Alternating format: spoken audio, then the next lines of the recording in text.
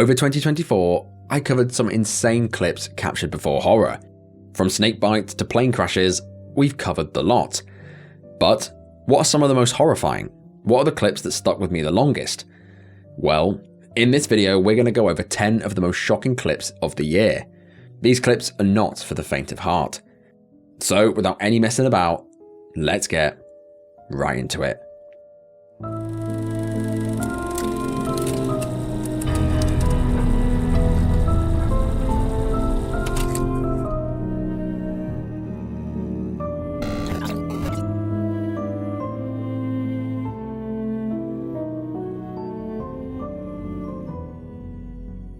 Now this entry is one that I wanted to cover since it happened, but I couldn't quite fit it into a video until now.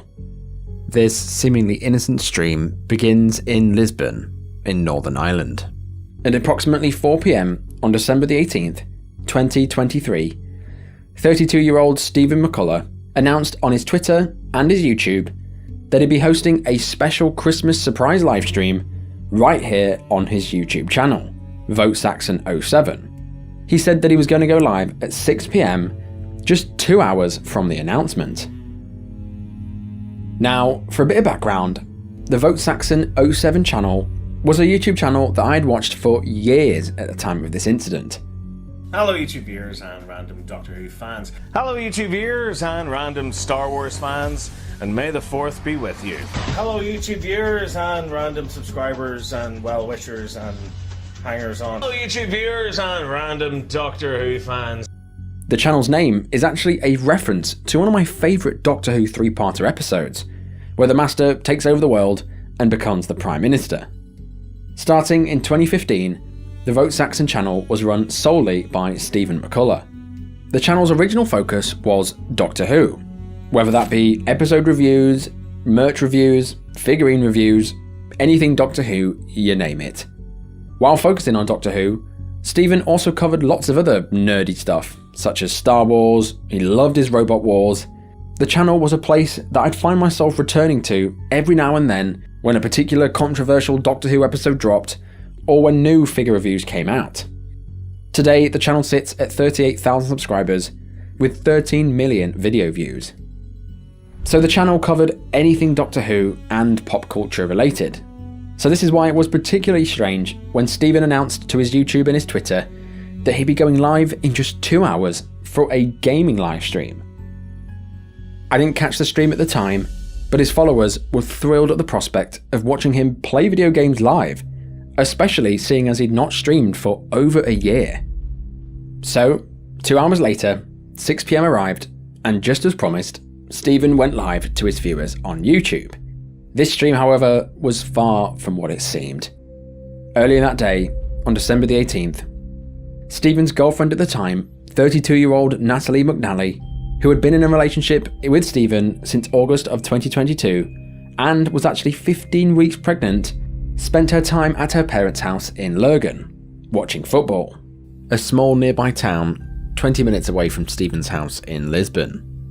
The World Cup was on, and the festive atmosphere was truly palpable. After the game ended, Natalie made her way back to her house in Lurgan, Silverwood Green, arriving back at around 7 PM. The last communication between Stephen and Natalie was at 5:57 PM, with Stephen messaging her saying, "Right, I'm off to stream the night away. Wish me luck." That night, as the stream continued, showing Stephen playing his games, Natalie was murdered in cold blood. She'd been beaten black and blue and stabbed multiple times. She had defensive wounds all over her body, cuts, scratches, including blunt force trauma to the head and a compressed neck. She was found by Stephen on the evening of the 19th, who rang the police, and a murder investigation was quickly started. Detectives from the Major Investigation Team have now launched a murder investigation following the death of Natalie McNally in Lurgan. This follows the results of the post-mortem. The 32-year-old died a violent death, having been stabbed a number of times, and there are signs of defensive injuries. She was murdered at her home in the Silverwood Green area of the town, and evidence now suggests that she was murdered on the night of Sunday, the 18th of December. Now, of course, the police first suspected Stephen, and he was arrested. He was charged with Natalie's murder that very day. However, once he was brought into questioning, Stephen maintained his innocence, pointing only to his livestream as proof of his whereabouts during the time of the murder. The police reviewed the stream, and yep, that was Stephen gaming at that time, at that date. They confirmed that Stephen was live. He was playing video games, seemingly cementing his alibi. We as a community want to take the opportunity to offer our deepest condolences to Natalie's parents, her brothers, her family and her friends. Please, if anybody that has any information whatsoever, please bring it to the police. Thank you. This poor will release the dreams. May Natalie rest in peace.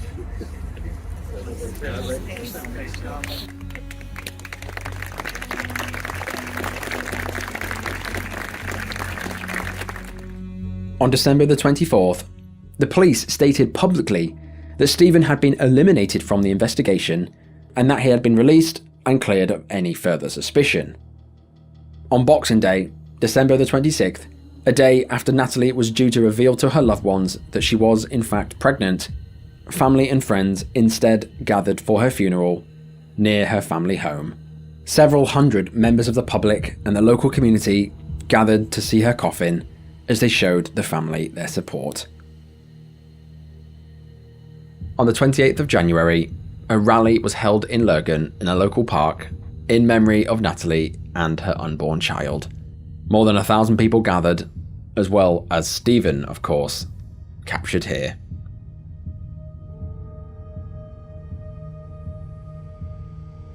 She earned 2 degrees, had a successful career, owned her own home, lived independently, had her own networks of friends, looked after scores of cats and dogs, and alongside her loving partner, was delighted to be becoming a mother for the first time. We are the parents of Natalie McNally, Bernadette and myself, Noel McNally. Natalie was murdered on the 18th of December, and we are appealing to the killer of Natalie to give himself up to the police, or if someone knows who this person is, please get in contact with the police and give this person up. This person needs to be taken off the street. I would just say, please, if anybody who suspects somebody or knows, come forward. Search your conscience that you cannot keep this a secret. This person cannot, who brutally murdered my daughter, cannot be in society. Please come forward with any information that you may have. The police need this, and we as a family need to get justice for Natalie. The slightest wee bit of information that you know might be the breakthrough for this case to take this person off the street. While the hunt for who was responsible continued, Stephen carried on making content for his channel, as usual, releasing a Doctor Who figure review on January the 25th. Hello YouTube viewers and random Doctor Who fans. Yes, the time is finally upon us. After years of B&M Frankensteinian mashup figure sets, Character Options have at long last released something new, the Regeneration set from the power of the Doctor. This modification, I've decided to put the rubbish looking David Tennant head onto the raggedy Doctor body, and I've created a whole new character. This is Drunk Dave. New channel mascot, completely new, original character, never seen before.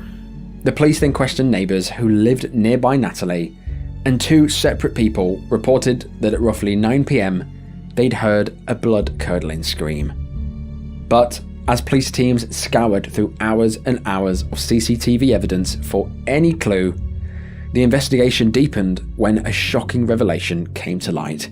A taxi driver came to the police to report that at around 8 PM on December the 18th, he picked up a man from outside a pub in Lurgan to a residential property in Lisbon. The place that the taxi driver had taken the man to was Stephen's address. At 11:13 PM, the taxi concluded its service at his home, and remarkably, within just 3 minutes, at 11:16 PM, Stephen's phone, which had actually been inactive for several hours, suddenly showed activity. Stephen later attributed this phone activity to him having fallen asleep after consuming alcohol. The police later found Natalie's murder weapon, a kitchen knife from her own home, had been used to kill her. Digital police teams then thoroughly investigated the live stream and Stephen's computer. The stream, which had initially appeared to be Stephen's perfect alibi, was in fact pre-recorded and played as a live stream. Investigators discovered that the stream was recorded on the 14th of December, 4 days before Natalie's murder. It was found that for the entirety of the 6-hour stream that Stephen pretended that he was live, he was in fact not. The entire thing was an elaborate hoax. Stephen had meticulously planned the entire thing from start to finish to establish an alibi for the time his girlfriend was murdered. This twist turned the case completely on its head. What seemed like an innocent gaming session was in fact a cold, calculated attempt to mislead authorities and the public. Stephen had planned it almost perfectly, to the exact time the stream should go live, to the exact time it would end. The stream started at 6 PM and lasted all the way up to 12 PM, giving him plenty of alibi to fall back on should he be questioned.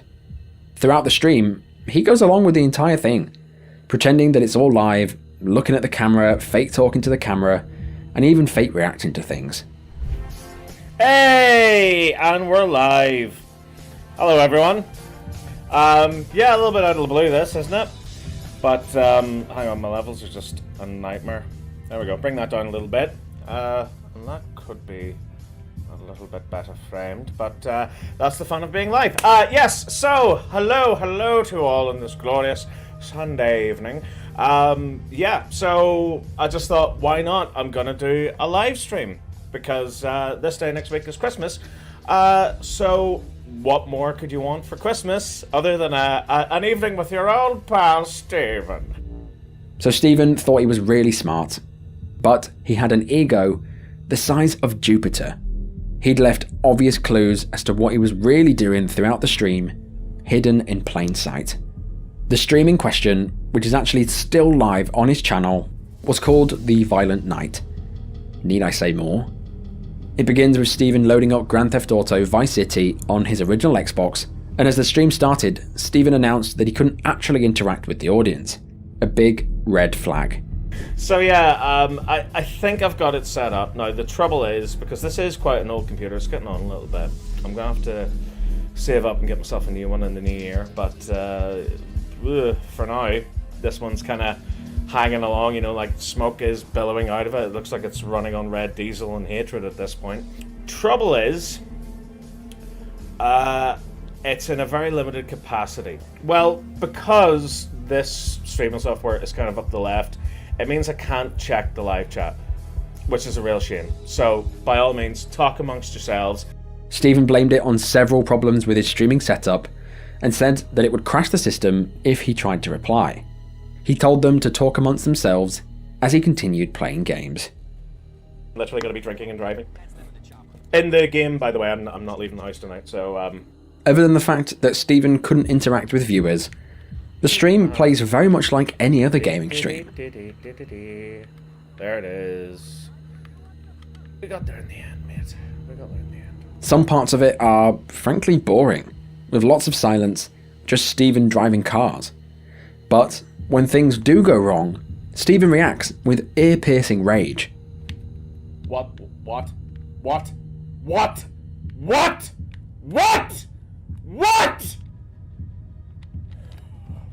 Oh!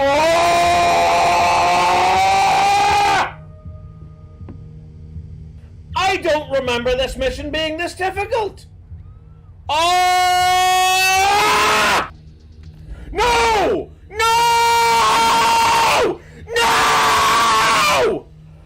How does this keep happening? Away. I will kill you all with fire!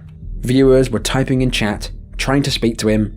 They were none the wiser, fully believing they were part of a live event. But it's not the rage that's the worst bit. It's the things that Stephen was saying and the things that he was doing that will make your stomach turn. Here are all the examples I could find. You don't know me. You don't know what I've suffered. While smirking at the camera, Stephen commented about the lack of police in Ireland. He then says, in a mock London accent, that's why he likes committing crimes in video games. Like, I was reading somewhere recently, like, the amount of police force that we have lost over the last 12 years is just fucking frightening, and no wonder crime is on the rise. That's why I like sticking to just doing crimes in a video game. Keeps things simple, mate. No one's coming to save you. Trying to get back into my gaming again, but that's not going to be a fucking thing come next year, because my efforts shall be involved elsewhere in my life. So, just making the most of my free time now while I've still got it. Another hint occurs at around 3 hours into the video, at roughly 9 PM, exactly when neighbours say they heard a scream coming from Natalie's house. At this exact point in the night, Stephen chose to undertake a very specific side mission on Vice City. This mission's task would be to kill a woman and make it look like an accident. While conducting this side quest, on stream, Stephen could be heard saying, "I need to kill this bitch. I need to take her down." I need to kill this bitch. I need to take her down. While playing, Stephen's car's bouncing all over the shop, and he says, Yeah, that's physics. That's what would happen in the real world. Abso-fucking-notly. Abso-fucking-notly. a sickening and obvious nod towards his girlfriend. Remember, this was all recorded 4 days prior, so he would have had to really think and plan to marry up the exact time that he did this side quest to the time he committed the alleged murder. If you really think about it, it's bloody horrifying.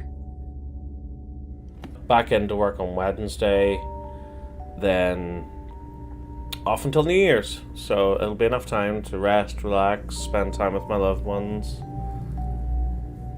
Actually, it'll be a really fucking good Christmas this year. But yes, sorry, I'm getting horribly distracted. Yeah, so I think break.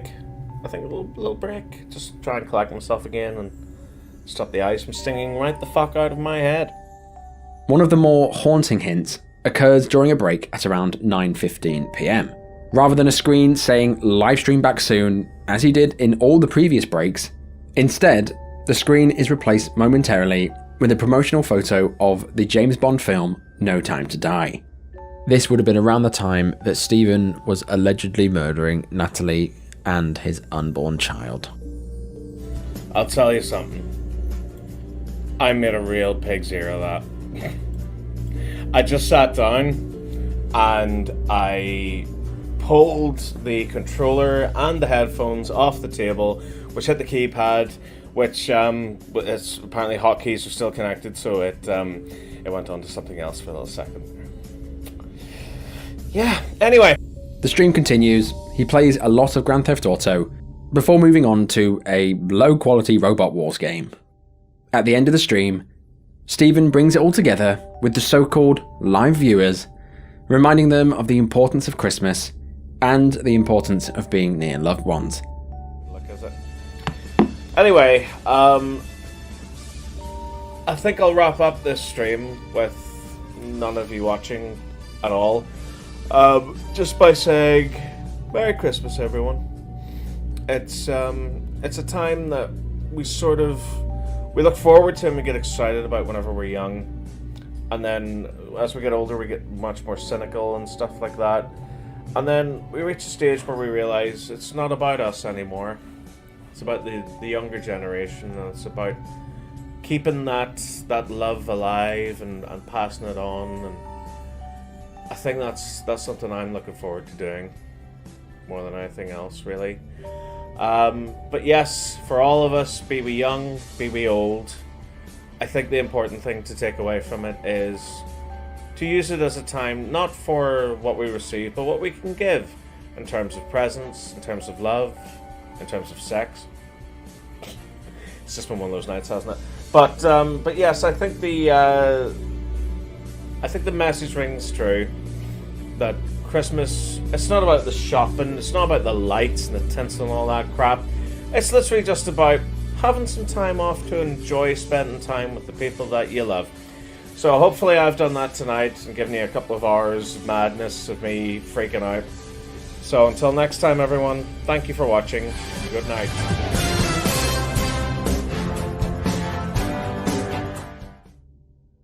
Shortly after the livestream was discovered to be fake, damning CCTV evidence was found, and on January the 31st, Stephen was rearrested for Natalie's murder. The CCTV footage in question captured a figure at 7:09 PM on December the 18th.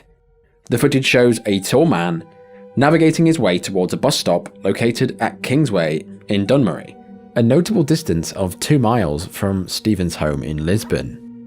The individual, shrouded in a large hood and scarf that was concealing his face, embarked on a journey to Lurgan, where Natalie lived, aboard the bus. As he attempted to pay the fare with cash, a mishap occurred. The coins tumbled to the floor, and the man bent down in an effort to try and retrieve them. Because he was wearing gloves, he couldn't pick them up. So he removed one of the black gloves, and underneath you can see a pair of yellow latex gloves. This man was wearing 2 pairs of gloves, showing that he was forensically aware.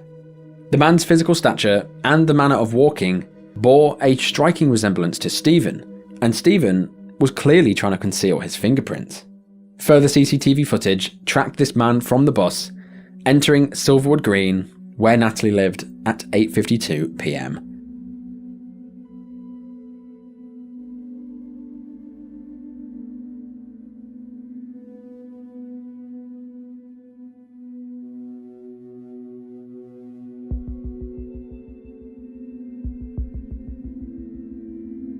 This same person can then be seen departing the scene around 40 minutes later at 9:31 PM with a dark backpack, dressed in a different set of clothes.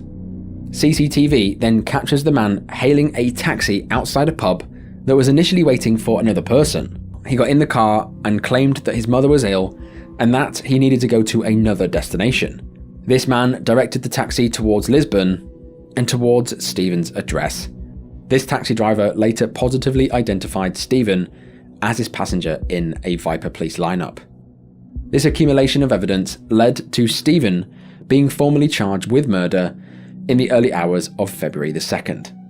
One of the prosecuting lawyers described how every moment of this entire thing had been carefully thought through, and it's only due to painstaking police work and sophisticated cyber evidence that he hasn't got away with it. To make this crime even worse, between the times of being arrested and then released and then rearrested, Stephen visited Natalie's family to find out if they were onto him. He went over to see how they were doing and set up his phone to record.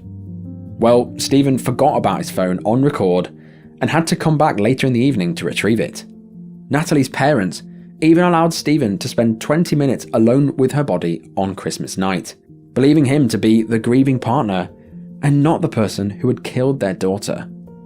So, why did he allegedly do this, you're wondering? Some people believe that Stephen didn't want the baby and that he wanted out, while others believe that he did this to stop Natalie leaving him, as police did discover sexualized messages to an ex on Natalie's phone, giving a supposed catalyst for her killing. Upon forensic review, it was also found that Stephen unlocked Natalie's phone 9 times on the night before her death. It's assumed that he was checking who she was talking to, but didn't send any messages. Stephen's been in prison since his arrest. He did later admit to pre-recording the livestream, but did not admit to murder. When Stephen appeared at Belfast Crown Court on Friday the 12th of January 2024, the pre-recorded livestream became the key piece of evidence that unravelled his alibi. When the judge asked how he pleaded to the murder charge, he replied, "Not guilty." In court, his defence lawyer argued that the video was pre-recorded as a failsafe to get more viewers attracted to live content. But this doesn't really add up because, number one, he's not streamed in over a year, and number two, why would you live stream and pretend to be live? And it doesn't make any sense. His lawyer added that there were no hints or reference within the live stream, and that these comments were a tragic coincidence. The judge scheduled his trial for September of 2024. Stephen was then handcuffed and led from the dock by the prison staff, and as he did so, he kept his face to the ground, refusing to even acknowledge Natalie's family or friends as he walked past them into custody.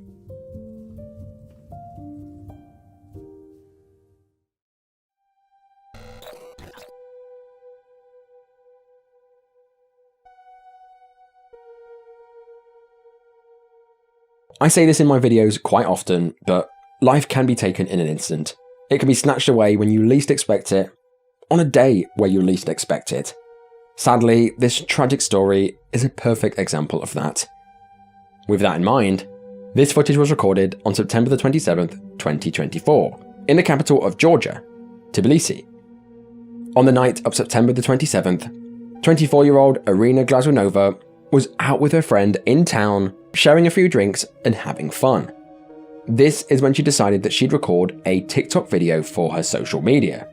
The haunting footage starts, and it shows 24-year-old Irina confidently dancing to the Russian boy band Hunger Boys song For the Last Time, the name being an eerie coincidence foreshadowing what was about to happen.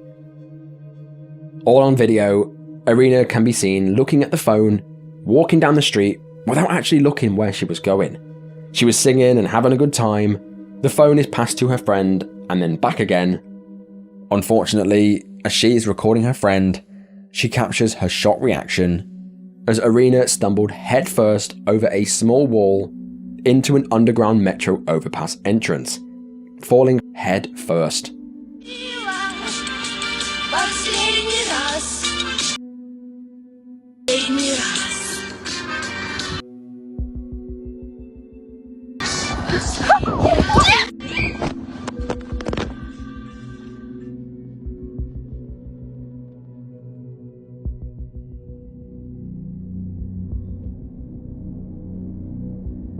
Irina's panic screams can be briefly heard in the clip before it cuts to black. Sadly, Irina had fallen headfirst down this hole and tumbled all the way to the bottom. Her friend immediately dialed emergency services, and despite them rushing her to hospital, unfortunately nothing could be done to save her life, and she died later that day due to severe head injuries and a broken neck. Social media users have expressed their absolute shock at this tragedy, with several commenting on the safety of the entrance to the underground station. All they have is around a 2 to 3 feet wall on the ground, which surely just going to trip anyone who's not looking where they're going. And in this case, this is exactly what happened. In the UK, there would be a barrier to stop people from falling in, not just a tiny wall that actually trips users into their death. It's wild that it's allowed to be built like this in the first place. At the bottom of the stairs in Tbilisi, where the tragic incident took place, locals laid flowers to pay respects to Irina.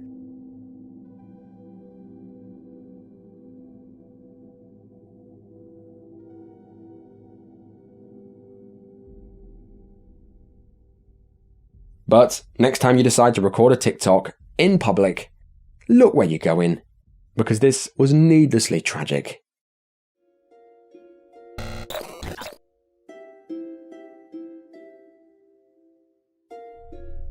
Imagine a night that was supposed to be the start of something new between two young people.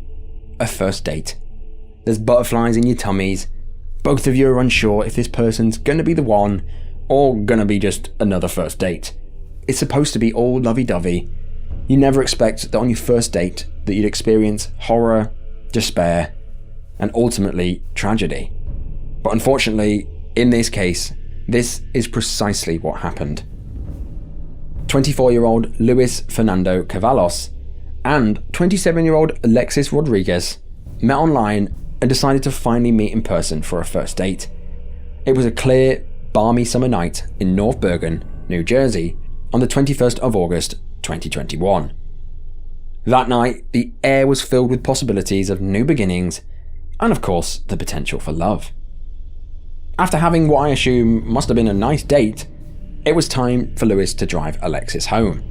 As the pair drove through the streets of Bergen in Lewis's brand new 2022 Kia Stinger, their night of joy would soon take a truly horrible turn.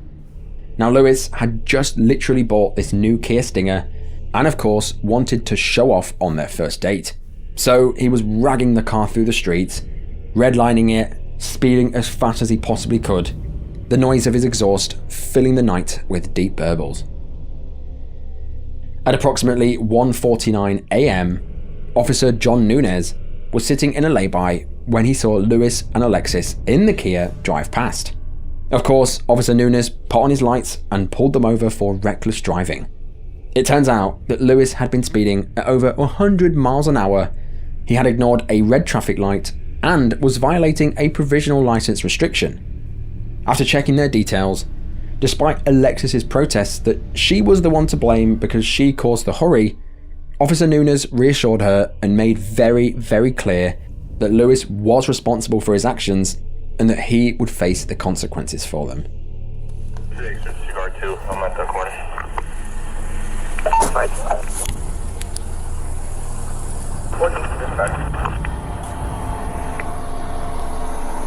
You can shut the car off and give me your license, registration, and insurance, please. Just gotta let you know everything's being audio video recorded, right? Yeah. Reason for this. The thing is, the car is new, so I don't really have registration. You have the temporary one that they give you with the template. Yeah, and so that's your registration, right? Yeah. The reason for the yours.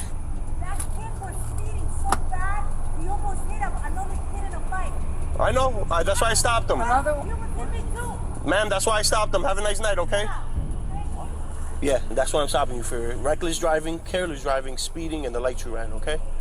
You were doing at least 100 on Kennedy Boulevard. All right, man? You almost struck my car because I was making a right turn. All right? All right, man. Here's your documents. Thank you. I'm sorry, we're on a first date, me and him. That's fine, but Sorry. almost killing each other is not the way to start on a first date. Because it just got really carried away. I know. It's my fault. It's really my fault. I swear. It's not your fault because if No, he gets it into an is. accident, it's his fault. No, it's my fault. Listen, 'cause I was you're really getting 3 tickets. I could have gave you a lot more, okay? You're not even supposed to be driving at this time because you have a provisional license. Oh my God. So it's you're my getting fault. reckless. I didn't give you speeding. I'm giving you that break, all right? It's my fault. You got reckless, the traffic light that you ran, and for driving after hours. All right, man? Thank you. Get home safe. appreciate you. Thank you.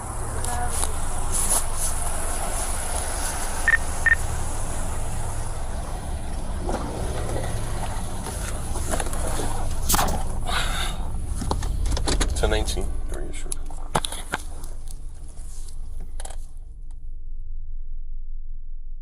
Though he could have pressed for harder charges, at approximately 2 a.m, Officer Nunez decided to show some leniency and give Lewis a break. He only cited him for 3 out of the 4 violations and instructed them to go straight home, rather to the police station. Officer Nunez reminded them to drive careful to avoid a fatal accident. Sadly, despite the leniency and stark warning from Officer Nunez, Lewis chose to ignore these instructions, instead continuing to drive recklessly through the night with Alexis in the passenger seat. At 2:13 a.m, Officer Nunez responded to a radio alert telling him that there had been a terrible road traffic accident very close to his vicinity. Of course, Nunez rushed to the scene and arrived at a catastrophic accident on Route 129 and 36th Street. All captured by his body-worn camera, Nunez can be seen running to what was left of the car. This is the horrifying moment that Nunez realizes that this is the Kia that he'd seen just 13 minutes ago. It was now in such a sorry state, it was barely recognizable.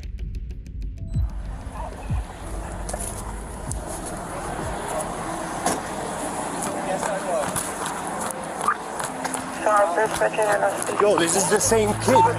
Oh my gosh. Oh my gosh. 6-1. Paramedics are needed. We're gonna need a crash team, sir. Crash team, we need a crash team. That's the same car I just had. Fatal. We're gonna need a crash team. 6-1. We need a crash team. Yo, guys, you gotta step back. Guys, gotta step back. Guys, gotta come back. Sorry, guys. It's an investigation. Lewis crashed horrifically into a tractor trailer that was making a delivery. The impact was devastating. The Kia had collided at an incredibly high speed with the rear of the tractor trailer, causing the vehicle to go underneath and shear the roof completely off. The car then skidded out of control and slammed into an overpass wall. When Officer Nunez looked at the occupants, it was obvious that they had both suffered fatal injuries. They'd been cut in half. Both Lewis and Alexis were pronounced dead at the scene, their lives tragically cut short by Lewis's poor decision to continue driving at reckless speeds in a vain attempt to show off. The following day, investigators examined the car's event data recorder, which revealed that seconds before the crash, Lewis had been travelling at 124 miles an hour, or approximately 200 kilometres an hour. At the time of the impact, the speed was still a lethal 68 miles an hour, despite slamming on his brakes. The crash, investigators concluded, could have been completely avoided if Lewis had simply adhered to the speed limit and, of course, followed Officer Nunez's parting advice. Now, I can only imagine the anger in Alexis's family. Their beautiful daughter had been killed by some random bloke she met on the internet. If I was speeding in my car and I got pulled over, the very last thing that I would do is have my passenger try to claim that it was their fault. In my opinion, if your hands are on that wheel and your feet are on them pedals, you are responsible for the lives of your passengers. You are responsible for getting them home safe to their families. And in this case, Lewis failed on every level. We all make mistakes, of course, we're human, but unfortunately, sometimes you have to pay the price for them. And in this case, there was a hefty price to pay. It not only cost Lewis his life at the young age of 24, but also caused Alexis to lose her life at 27. This story serves as a truly brutal reminder of the potential consequences of reckless driving and the importance of adhering to the law. These speed limits are in place for a reason. They're not put there for no reason. If you want to drive recklessly, take your car on a track.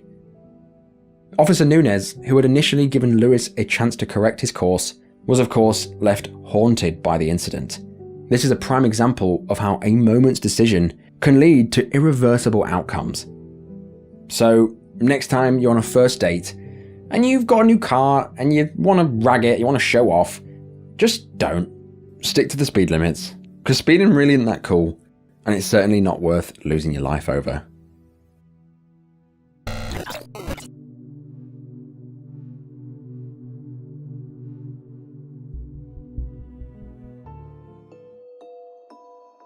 This truly horrific footage was recorded on the 17th of August 2023 in Elmina, Malaysia. That day was clear and sunny, the perfect weather for flying. Preparing for a routine flight, 6 passengers and 2 flight crew boarded a Beechcraft Model 390 private jet at the Langkawi International Airport in Malaysia. That day, the plane was under the command of an experienced 41-year-old pilot. He had significant overall flying experience, racking up over 6,275 flight hours in his career. However, the pilot only had 36 flight hours on this specific aircraft. Regardless, it's like riding a bike, right? You never forget it. So that day, the plane was set to fly from the Langkawi International Airport to Sultan Abdul Aziz Shah Airport, a short and straightforward journey across Malaysia. As the passengers clambered aboard the small jet and fastened their seatbelts, this photo was snapped. It shows the passengers ready to take flight. All of them had no idea what horrors would soon unfold. As this was a journey that the passengers did often, they had zero worries in their mind, and nothing was out of the ordinary. Before they knew it, the plane's engines were roaring, and they took flight. So, the flight went as you'd expect. It went off without any hitches, until the aircraft approached its destination. The aircraft radioed in and then were cleared for landing. However, just 2 minutes away from the runway, all of a sudden, the plane lost contact with the control tower. Thinking that it must be just a lapse in communication, staff awaited the plane's touchdown at the airport. They waited, and the plane didn't appear. It was only then that they noticed a huge cloud of black smoke billowing through the air. They knew this meant only one thing. The plane was given clearance to land at 2:50 PM, and instead it crashed into a nearby motorway. Not a single mayday call was received.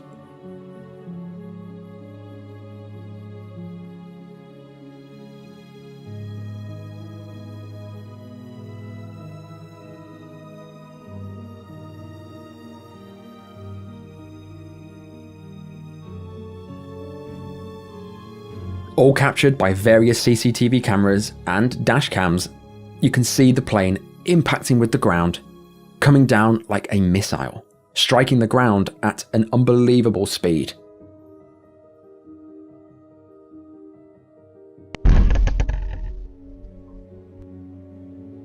This dashcam footage shows a driver narrowly avoiding being hit by the plane.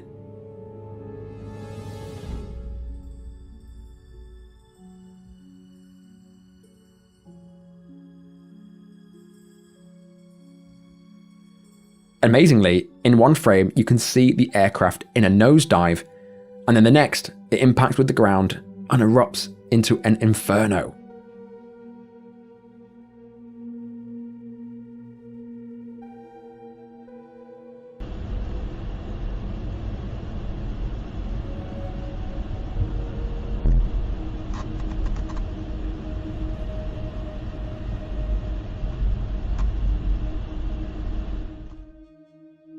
Emergency services rushed to the scene, including Mohammed Saimi, a former member of the Malaysian Air Force. He said he saw the plane flying erratically through the sky, and not long after he heard a loud boom. He sped towards the location and obviously saw the remains of the aircraft, but he also saw a human body on fire. He was helpless to do anything. First responders arrived at the scene pretty shortly after that and cordoned off the area. Locals watched in horror as the plane continued to burn. Videos and images of the crash showed a truly harrowing scene. The motorway was covered with dark soot and scattered debris. The wreckage of the plane was on fire, with the dark smoke still flooding the air. Nobody survived.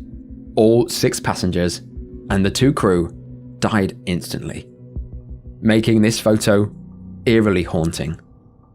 I can't even begin to imagine their final thoughts as they saw the ground getting closer and closer, knowing that they could do nothing to stop it. To add to the horror, in the crash, 2 more people who were just going by their day-to-day, driving on the motorway, were also killed, bringing the death toll to 10. So why did it crash, you're asking? Well, the black box was recovered from the aircraft, but as far as I can see, it's not been released to the public. Now, some people have speculated as to why it happened, and I'm of course no pilot, but by watching the various angles of the crash, it seems that the pilot made too sharp of a turn trying to turn into the airport. I wonder if he banked too hard and caused the engine to stall and then could do nothing to save it. But of course, this is purely speculation.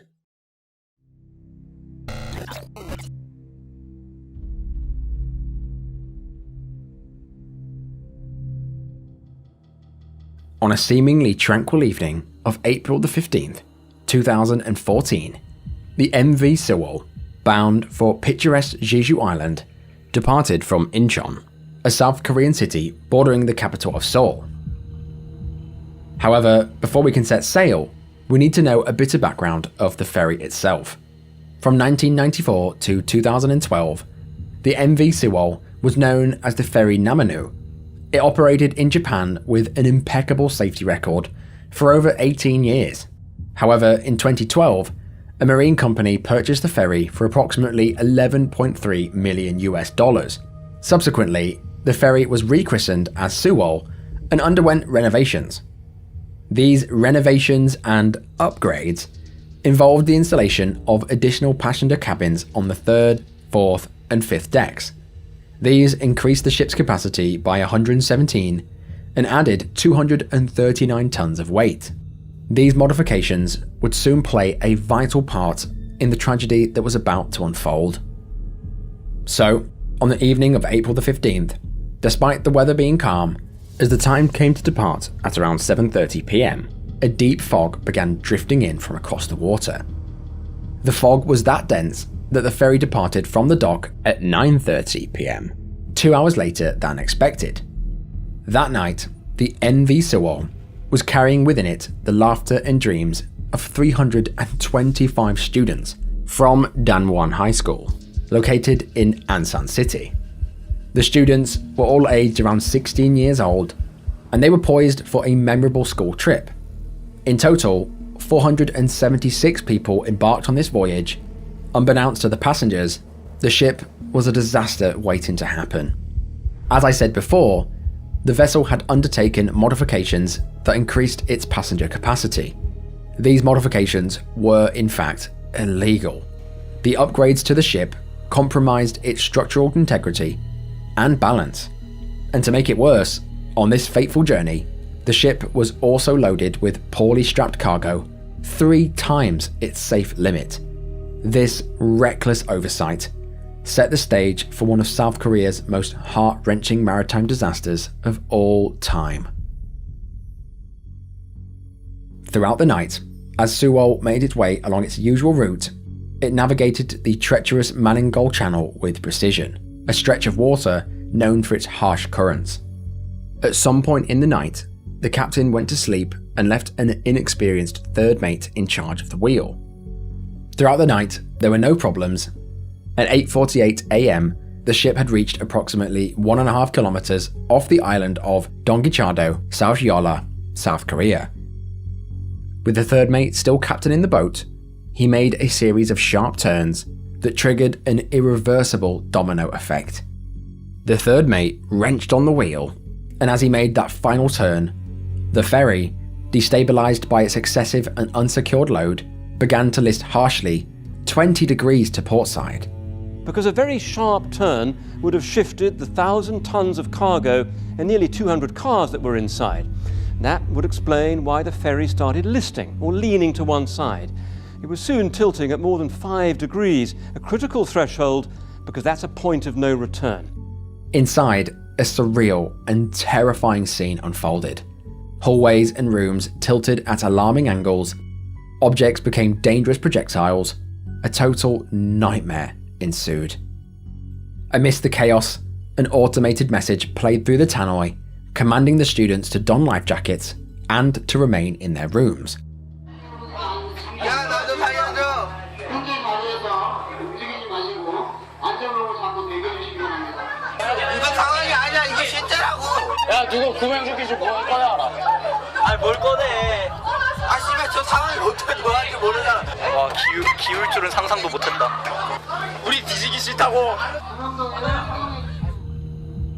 Most of the students trusted their superiors, trusted that they knew best, and remained in their rooms, even as the water began trickling inside. While they bunkered down, the students, gripped by fear and disbelief, resorted to their mobile phones. Many families back in South Korea received extremely worrying phone calls from their children, detailing that they were on the ferry, saying that it had begun to sink. As rescue made their way to them, students captured videos of the horrors that were unfolding inside. These digital footprints, later shared widely, painted a haunting picture of the tragedy. They showed students lying on the floor, trying to lighten the mood, donning life jackets and sending poignant farewells to their loved ones. 코드 블루 레드, 코드 블루 레드. 이거 보이시죠? 지금 60도예요, 각도가. 얘 앉아있는 거 보이시죠? 얘는 지금 정자세로 앉아있는데 이게 60도. 보이죠? 나 무섭다, 진짜. 나 이거 어떡하냐, 나 무서워. 나 살고 싶어. 나 구명조끼 입었어요. 뒤지기 싫어요. 지금 이 상황은 지금 기울어지고 있습니다. Some were joking around, saying that this is like the Titanic, some saying that they don't want to die here, but for others, the seriousness of the situation had begun to set in. They were crying and praying that they survived this. The repeated intercom announcements continued to instruct passengers to stay where they were, over and over and over. Sewol's first emergency phone call was received at 8:55 AM. However, it came not from the crew, but from a student who had used their cell phone to contact emergency services from aboard the sinking ship. He cried out, "Help us. The boat is sinking." This marked the start of a complex and ultimately heart-wrenching rescue operation. The South Korean Coast Guard, along with other rescue vessels, were dispatched promptly. By 9:18 AM, the boat was now reported to be quickly sinking.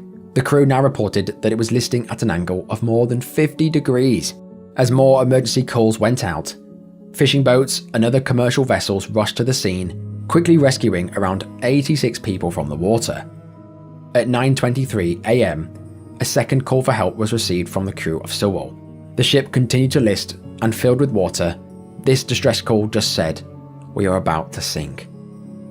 At 9:38 AM, around an hour after the ship had begun to list, the South Korean Coast Guard arrived at the sinking ferry. Multiple helicopters and many boats arrived at the scene. Upon arrival, the rescuers were met with the daunting sight of the Sewol listing 50 to 60 degrees to port. They'd missed their chance at rescuing these people easily. Now, rescue had arrived, but rescue workers wasted precious time with indecisiveness. They failed to contact the ferry's crew and instruct them to give an evacuation order, let alone getting inside and pulling people out. This would now be a very difficult operation. Despite a massive Navy vessel being very close by and other various ships, the South Korean Coast Guard told them, "No, we want to save our students, this is our job," and rejected multiple offers of help. Some passengers who had managed to reach the deck jumped into the sea and were saved, but many were not so lucky.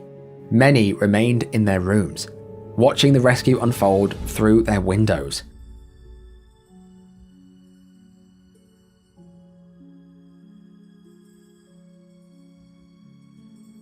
Now, it's tradition that when a boat sinks, that the captain stays to the very end, only leaving the vessel once everyone had escaped.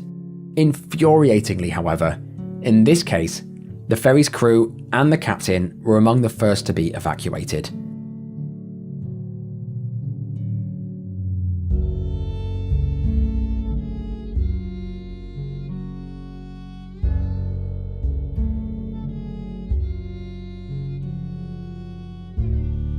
This breach of duty led to widespread outrage and severe legal repercussions.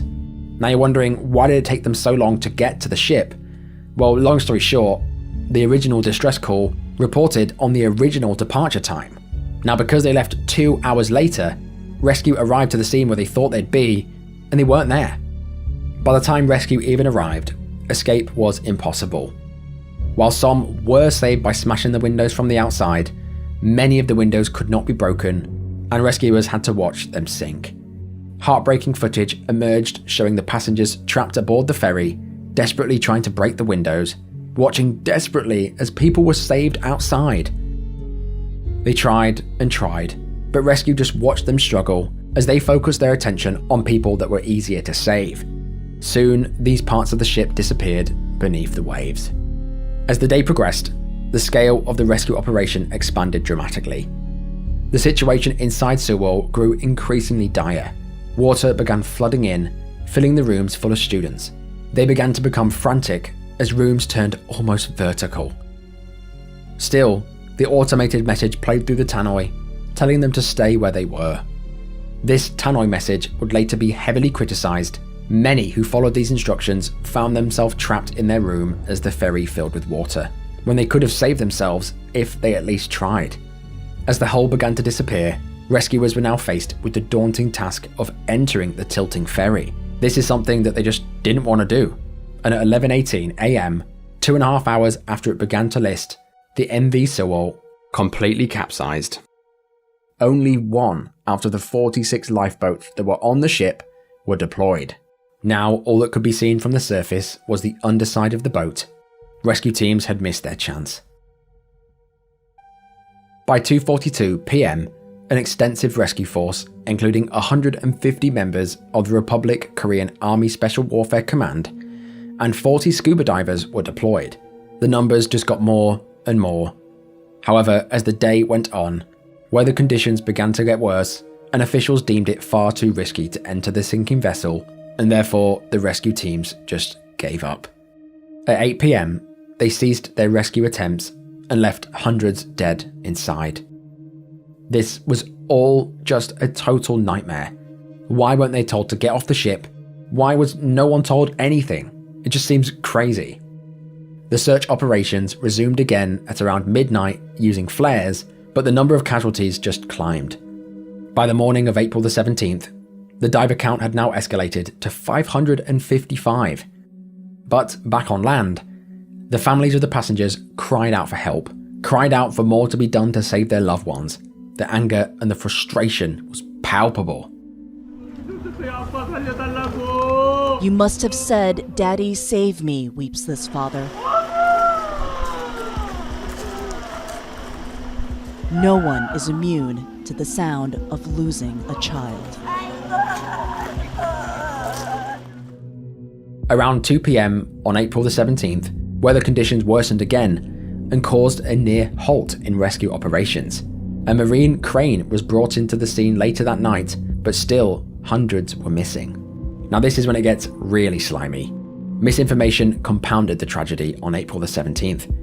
The South Korean government created massive public confusion by releasing the wrong statistics on death tolls and the amount of people that were missing. They reported that there was 368 survivors. This led to various South Korean media outlets also releasing this news. However, as the day of April the 17th dragged on, this figure was later revised by the government, stating that in fact 295 passengers were missing. So basically, they were lying and saying that people had been rescued when they had not, giving false hope to families and friends.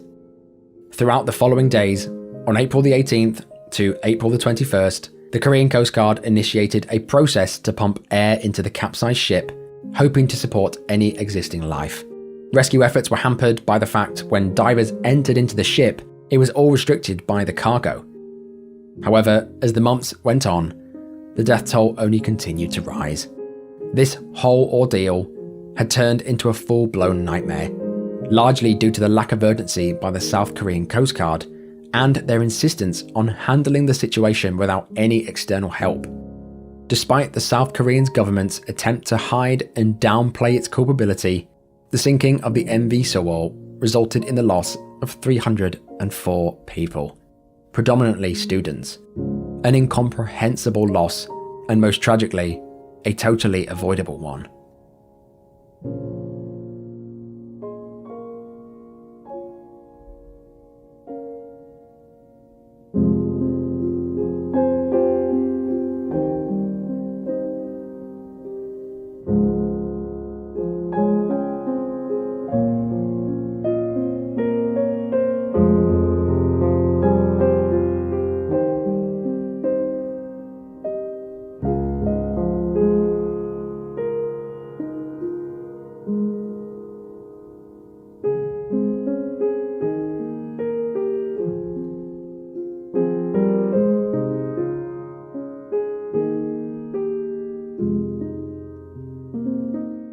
Shortly after the incident, many accused the Coast Guard of not acting quick enough or aggressively enough to save people from the sinking ferry. This disaster triggered a national outcry for reform and accountability.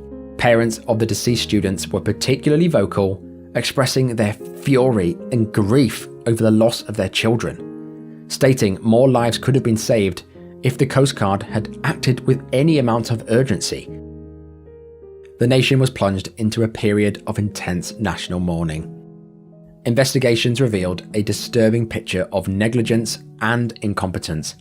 An inquiry by the Board of Audit Inspection, or the BAI, exposed that the ferry's captain declared the cargo weight as 657 tons, but according to the investigation, it actually surpassed 2,140 tons.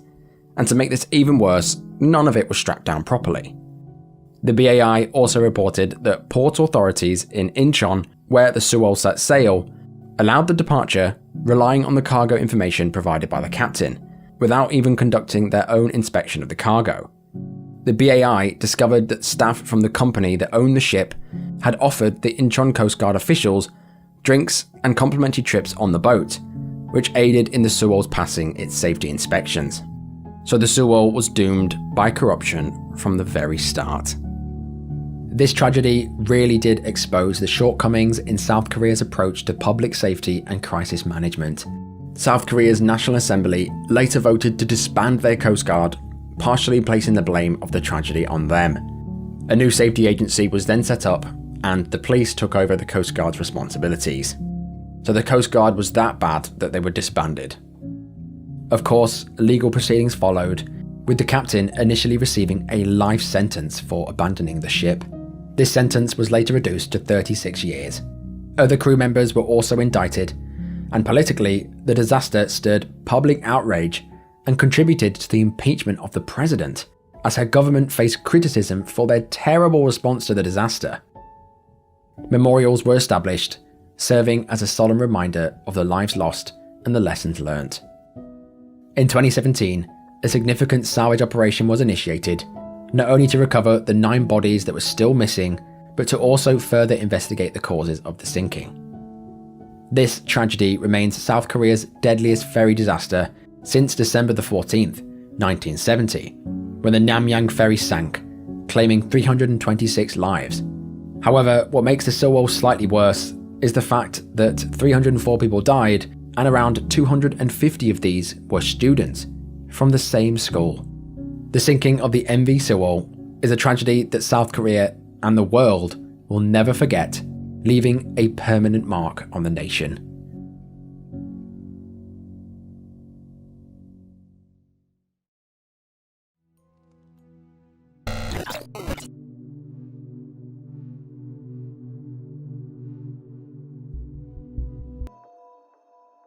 This terrifying entry begins on New Year's Day 2024 in Utah, United States, or more specifically at the Salt Lake City International Airport. That bitter January day, a 30-year-old man named Kyler Effinger had booked a flight from Utah to Denver, Colorado. Kyler had worked at the front desk of a Holiday Inn Express, and he was described by a coworker as helpful, kind, and honest. He absolutely loved his golden retriever, Quicksilver, that he got as a puppy as a service dog. However, Kyler did suffer from what looked like a pretty bad case of bipolar disorder. By looking at his Instagram, over the years, not only did he post quite a few photos of his beautiful service dog, Quicksilver, showing his friends the growth from a puppy to a full-grown hound, but he also posted quite a few times documenting his fight with bipolar. One post in particular in 2023, Kyler announced that it had been 2 years since his last manic episode. He said, "I'm thankful for my doctors, therapists, medication, psych techs, social workers, nurses, family and friends, and especially my pup, Quicksilver, for keeping me level through this." Sadly, however, in July of 2023, Kyler announced on his Instagram that he had to say goodbye to his beloved dog. He said that she was the embodiment of a service animal and that she would be missed dearly. So, Kyler had a history of mental health conditions, but it seemed at the time he was getting better.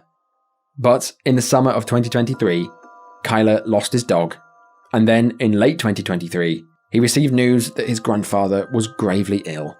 In a desperate attempt to see his grandfather before he passed away, Kyler booked a last-minute plane ticket, and at around 9 PM on January 1st, 2024, Kyler arrived at the Salt Lake City's International Airport for his flight from Utah to Denver, Colorado. Nothing was out of the ordinary. He queued up with his suitcase and made his way through security.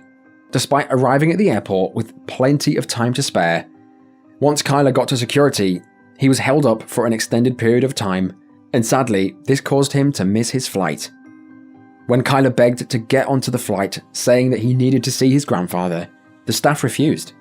Realizing that he had perhaps missed his last chance to see his dying grandfather, this triggered a manic bipolar episode.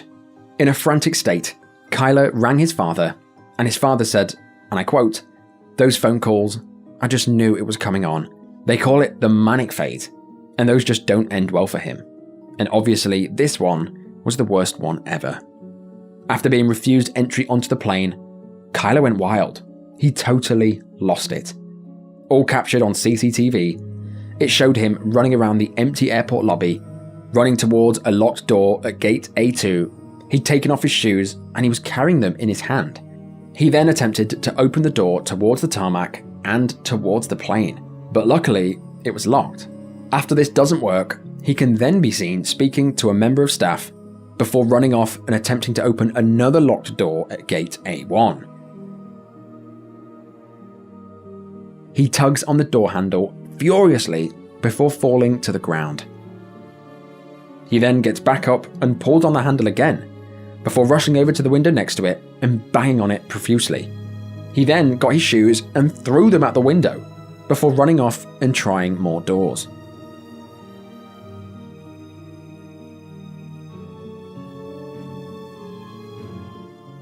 As seen on CCTV, Kyler can be seen trying the emergency exit, and this time, it works. After opening the door, he slipped past security, down the emergency exit stairs, and straight onto the tarmac. Pictured by a thermal imaging camera that was situated on the runway, you can see Kyler running on the tarmac, barefoot, towards a Delta Airlines plane that was already carrying 100 passengers and was actually boarding for takeoff. What Kyler would do next would shock everyone. At 9:52 p.m, the airport manager reported a disturbance involving a passenger on the secured side of the terminal, requesting police assistance. Police reportedly arrived at the airport at around 10 p.m, but when they got onto the runway, Kyler was nowhere to be seen. All they found was his clothing and his shoes strewn all over. The police continued to scour the scene, and all of a sudden they spotted Kyler on top of one of the airport's de-icing pads. Before they could even stop him, before they could even get to him, Kyler climbed onto the still running wing-mounted engine, and within a blink of an eye, he was sucked inside the whirling blades. Air traffic control instructed the plane to shut down its engines, but by then, the damage was done. Astonishingly, despite the immense forces at play here, police discovered that Kyler was not dead, but unconscious. Salt Lake City Police Department officers and airport employees tried their best to remove what was left of him through the cowling, which is basically a removable cover of the engine, and here they tried their best to save his life. The Salt Lake City Fire Department assisted in several attempts to revive him, but sadly, the efforts proved unsuccessful, and tragically, Kyler was pronounced dead at the scene. He was finally reunited with Quicksilver, his beautiful dog that he loved so much.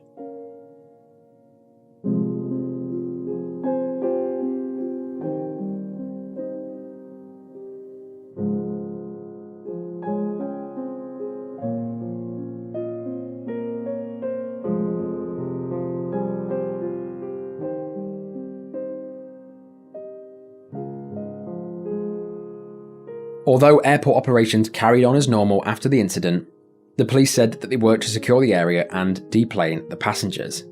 And soon after, local and federal officials launched a death investigation into the circumstances surrounding Kyler's passing. To me, this was just a deadly domino effect of disasters. Firstly, Kyler had a mental health crisis at the airport, alone, with no one that he knew personally to calm him down. With the stress of his dog dying 6 months previously, and now his granddad being gravely ill, and then missing the flight, it must have just pushed him over the edge. Despite Kyler phoning his dad, even his own father couldn't calm him down. This was a mental health crisis that needed to get under control. Number one, why didn't the airport recognise this and intervene to stop him before any damage was done? Why weren't all the plane engines shut off, knowing that someone had got loose on the runway, and why was he even able to get onto the tarmac with active planes in the first place? I know fire escapes exist for a reason, but why would it lead onto the tarmac? I don't know, there's many questions. It seems that so many safety nets were bypassed that night, and it led to his tragic passing at the young age of 30.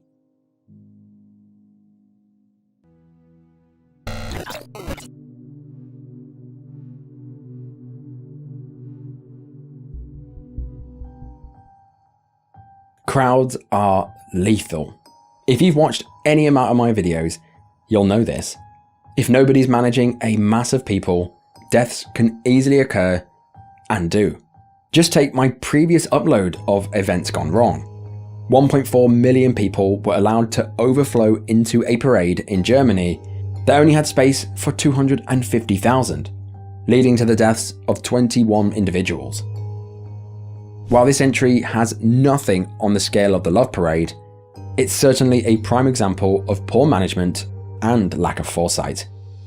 This horrifying tragedy unfolded on the 2nd of March 2021 at the University of El Alto, the second largest city in Bolivia. The El Alto University is situated on the western part of Bolivia, nestled near the Andes Mountains, Established in 2000, it currently has 33,000 students attending, teaching 37 varied careers. Now that day of the 2nd of March 2021 was like any other for the 20 to 25-year-old students attending the El Alto University. However, there was one important thing on: a protest created by students of the university in order to protest the economic, financial, and administrative science branch of the school. This protest was to be held in an assembly room on the 4th floor of the economics building. It's only a few students after all. What could possibly go wrong? Well, at approximately 8 AM, a bit more than a few students turned up. A crowd of approximately 500 students attended. They soon began sweeping their way across the university. The crowd soon converged on the stairwells as they continued climbing towards the assembly room. Within minutes, the entire building was swamped with protesters. Videos captured on the day show the crowd rallying, cheering, while others are seen pushing one another. The video clearly shows that the rally had reached ridiculous levels as they pushed their way along the 4th floor.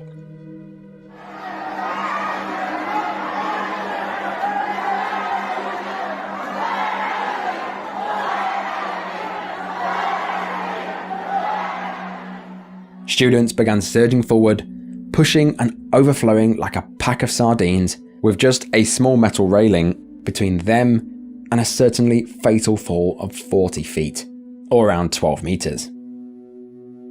Just imagine being stuck in this position, jammed between a crowd of people, the pressures building and building until suddenly you can no longer breathe and now you have to get out. Of course, this caused a lot of people to panic and seek space, and before long, tragedy struck, as it always does. The crowd reached a level where something had to give, and the thing that gave in this case was the metal railing. As the crowd jostled for position, chaos ensued. All captured on video, the railing, which to be fair looked pretty well secured, suddenly snapped off. Within just a second, a simple protest turned into complete terror.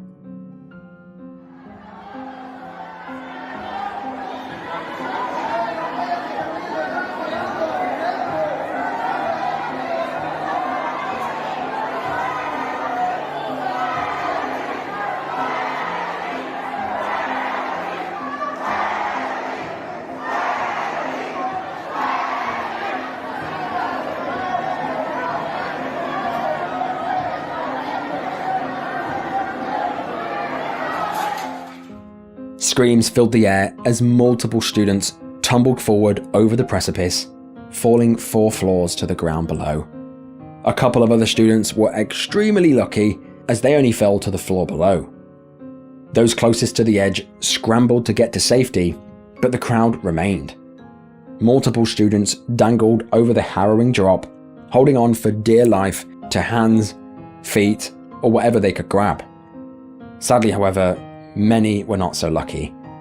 Ambulances and police rushed to the scene, but nothing could be done for those who fell all the way down. Those who fell sustained major injuries, and 7 were pronounced dead at the scene. 5 others sustained life-changing injuries and were rushed to the nearest hospital. This was all just horrific. Honestly, I couldn't see this going wrong. It's tragic that they were all 20 to 24. They had their whole lives ahead of them, and it was tragically cut short due to crowds and a railing.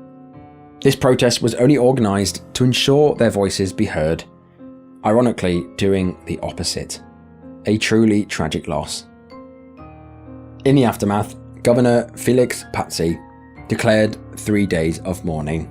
Then attention turned to who was responsible.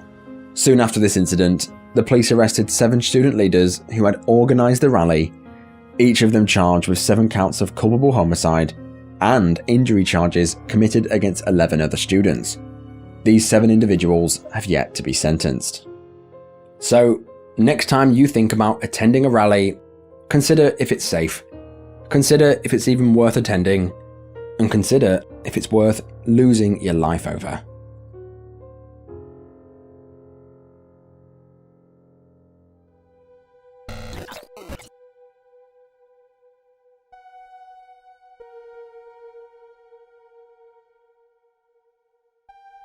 This entry is so tragic that I almost didn't include it in any of my videos, but I feel it's important to remember our mistakes, remember our tragedies, so that we can learn from them. With that in mind, this horrific entry begins on Wednesday, the 14th of June 2017, in North Kensington, London. That warm summer's night, at approximately 12 AM, 293 men, women and children hunkered down for bedtime at the Grenfell Tower. Built in 1974, the Grenfell Tower was a 24-storey, high-rise block of flats situated on Grenfell Road in West London. The 221 feet tall block of flats contained 120 one- and two-bedroom flats, and was actually capable of housing 600 people. It's worth noting that the block only had one single staircase up and down to these 120 flats. While some people began to drift away in their sleep, while others remained awake due to Ramadan, a refrigerator on the 4th floor suffered an electrical fault. This spark would start a flame that would start the UK's worst residential fire since World War II. The resident of the flat on the 4th floor alerted emergency services promptly, and 2 fire engines arrived just 6 minutes later. Fire brigade? Yeah, hello, hi, in the fire, flat 16 Grenfell Tower. Sorry, a fire where? Flat 16 Grenfell Tower. In the fridge. Right, hang on. Flat 16 Grenfell Tower. Flat 16, and what's the postcode? W11 1TG. W11 1T for Tango. Yeah, but can you quick please? Yeah, would you just, I have to get the address. Okay, Flat 16 Grenfell Tower, W11 1TG. The fire brigade are on their way. Are you outside? Yeah, I'm outside. Yeah, well the fire engines are on their way. Just tell me how many floors you got there. It's the 4th floor. Right, okay. Quick. They're on their It's way burning. already. Yes, I know it's burning, but they are on their way. You've only just called, as long as you're okay. By the time they got there, smoke was already everywhere, all throughout the corridors, filling the night sky. Any resident who phoned 999 from inside their flat were told to stay put because each flat should be fireproofed from its neighbours. This policy also meant that there wasn't any central fire alarm, nor were there any sprinklers in the block of flats. They call this the stay put policy, and this was introduced in the 80s and is still a cornerstone for safety for these kind of buildings today, as it's deemed a lot safer if a fire can be contained rather than evacuated. However, in this case, the fire initially began ripping upwards through the flats in a straight column, breaking into the kitchens of the flats with door numbers ending in 6 on each floor. This allowed firefighters to quickly evacuate these flats that were in the firing line, whilst advising others to stay put.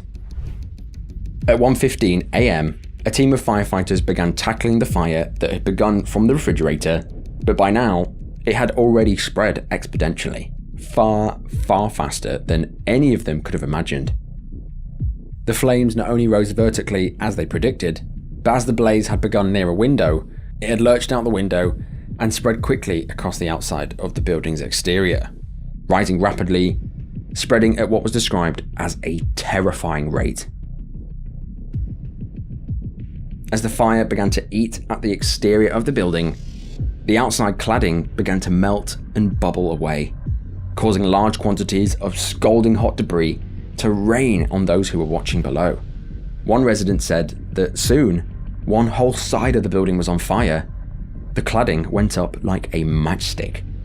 Now the problem was that the walls of Grenfell were 3 layers thick. Between the outside cladding and the inside, there's a layer of insulation that is reportedly more flammable than the cladding and a ventilated air cavity. This air cavity carried oxygen to the fire, feeding it like a chimney.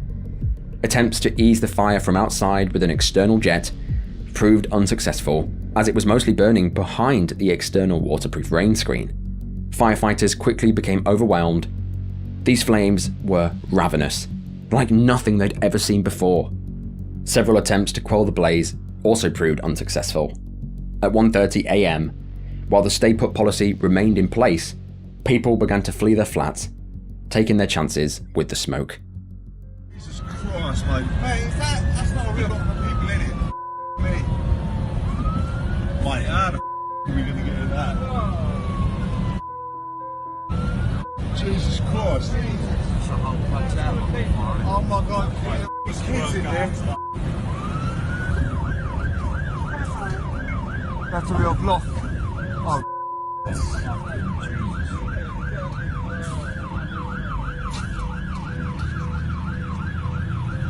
Mate, it's Tower Inferno, isn't it? How is that possible? It's jumped up all the way along the flat, so... How the is that even possible? How was that happening? Flames on one side of the building were now beginning to reach the roof. The smoke filled the one staircase up and down with thick smoke, and while some tried to escape, they were quickly overwhelmed by this smoke and passed out in the staircase. The situation was now out of control. Because the smoke ventilation system within Grenfell was woefully inadequate, smoke began seeping into every flat. To make things worse, smoke from the external fires that were on the outside was being funneled into the tower due to the walls, further drowning residents in toxic smoke.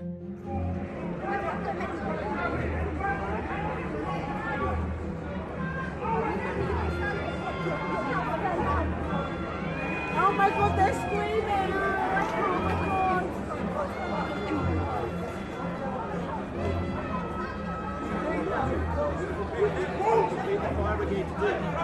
They have little kids, Lola. Little children screaming.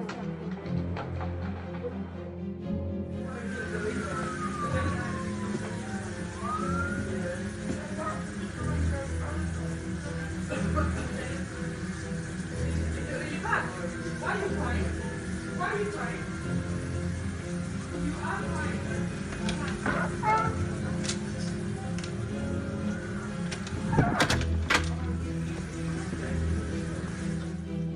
Now this smoke smelt very strange.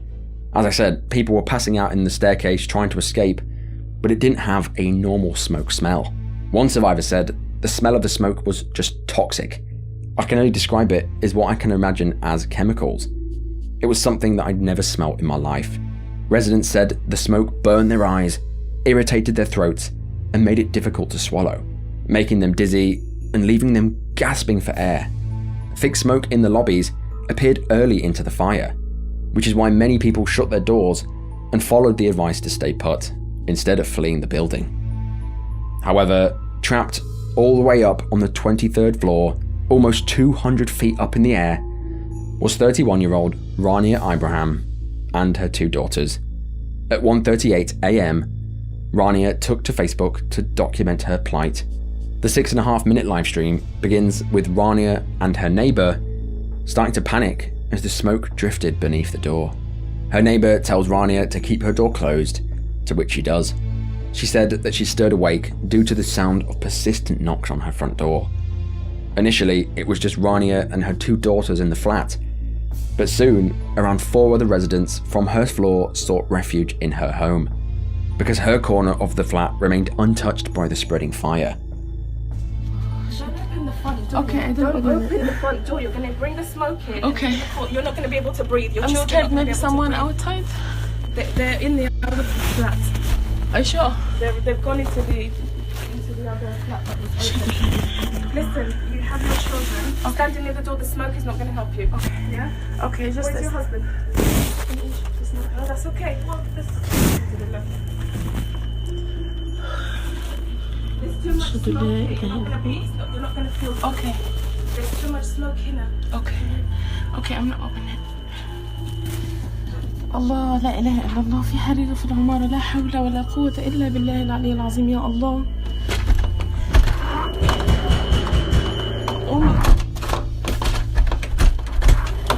Hello, come here. Come here. Hello. Hello. Come. Quick. Hello. Here. Come in, you gotta... الناس برا. No, because the smoke is coming. But the people outside. Yeah, let them... Hello. Close the door. Hello. Okay, I'm going out. Hello. Hello.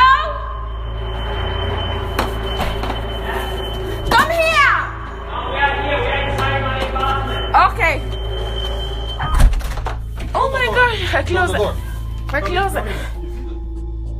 As the stream continues, the flat slowly fills up with smoke.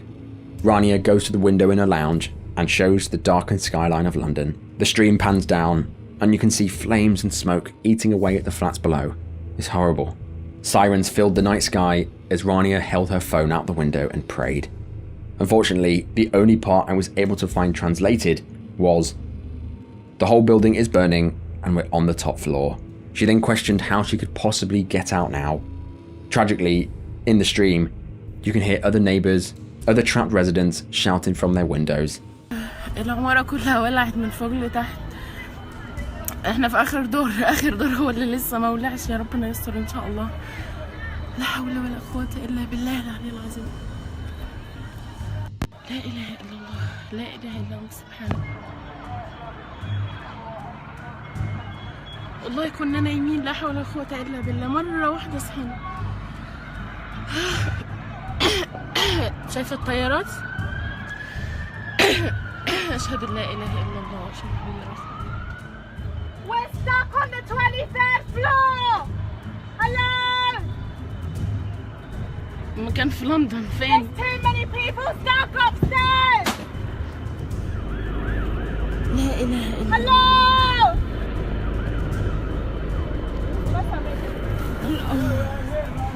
يلا دعونا لا إله إلا الله.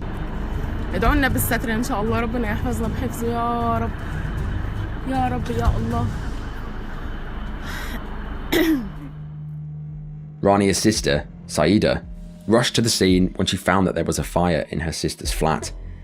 When she got there, she watched from the ground.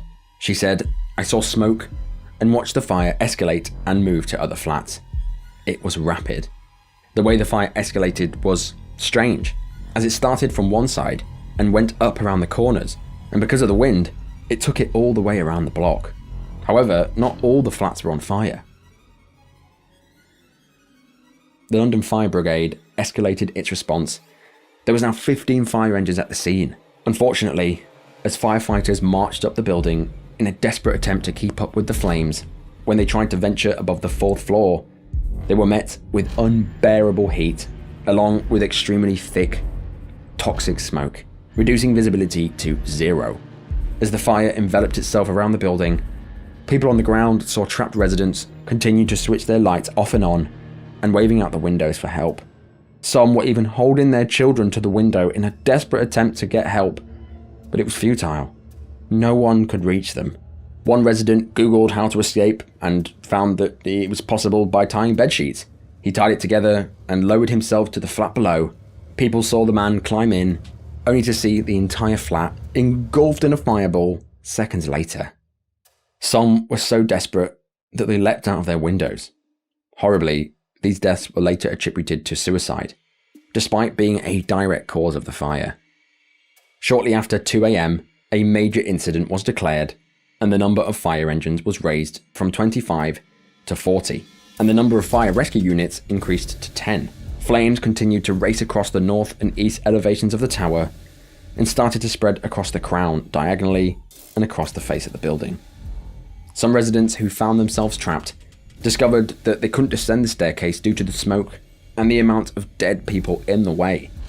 Instead, they made their way up the tower, hoping that they could then be rescued, but they were going up to certain death. At 2:47 a.m, the advice to stay put was officially revoked, instead advising all occupants to evacuate. Sadly, however, by now, it was just far too dangerous to do so.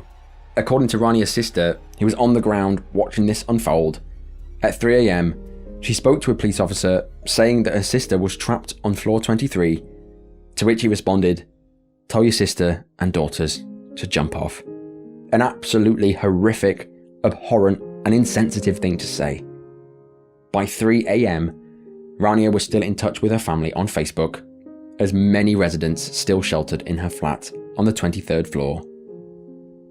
Throughout the night, 250 London Fire Brigade firefighters, along with 70 fire engines from stations all across London, were involved in a desperate attempt to control the flames.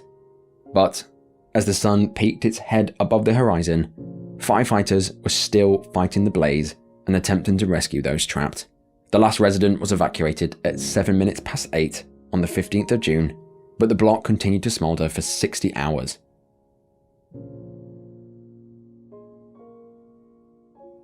CCTV evidence concluded that 223 people of 293 present had escaped.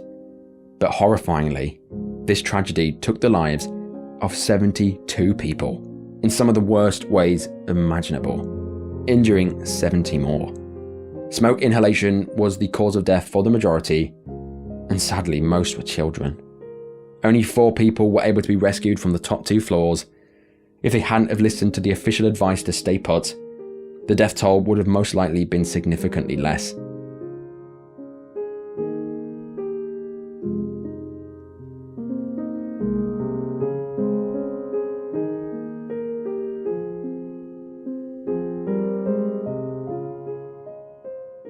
Rania's sister stayed on the ground until 8 AM.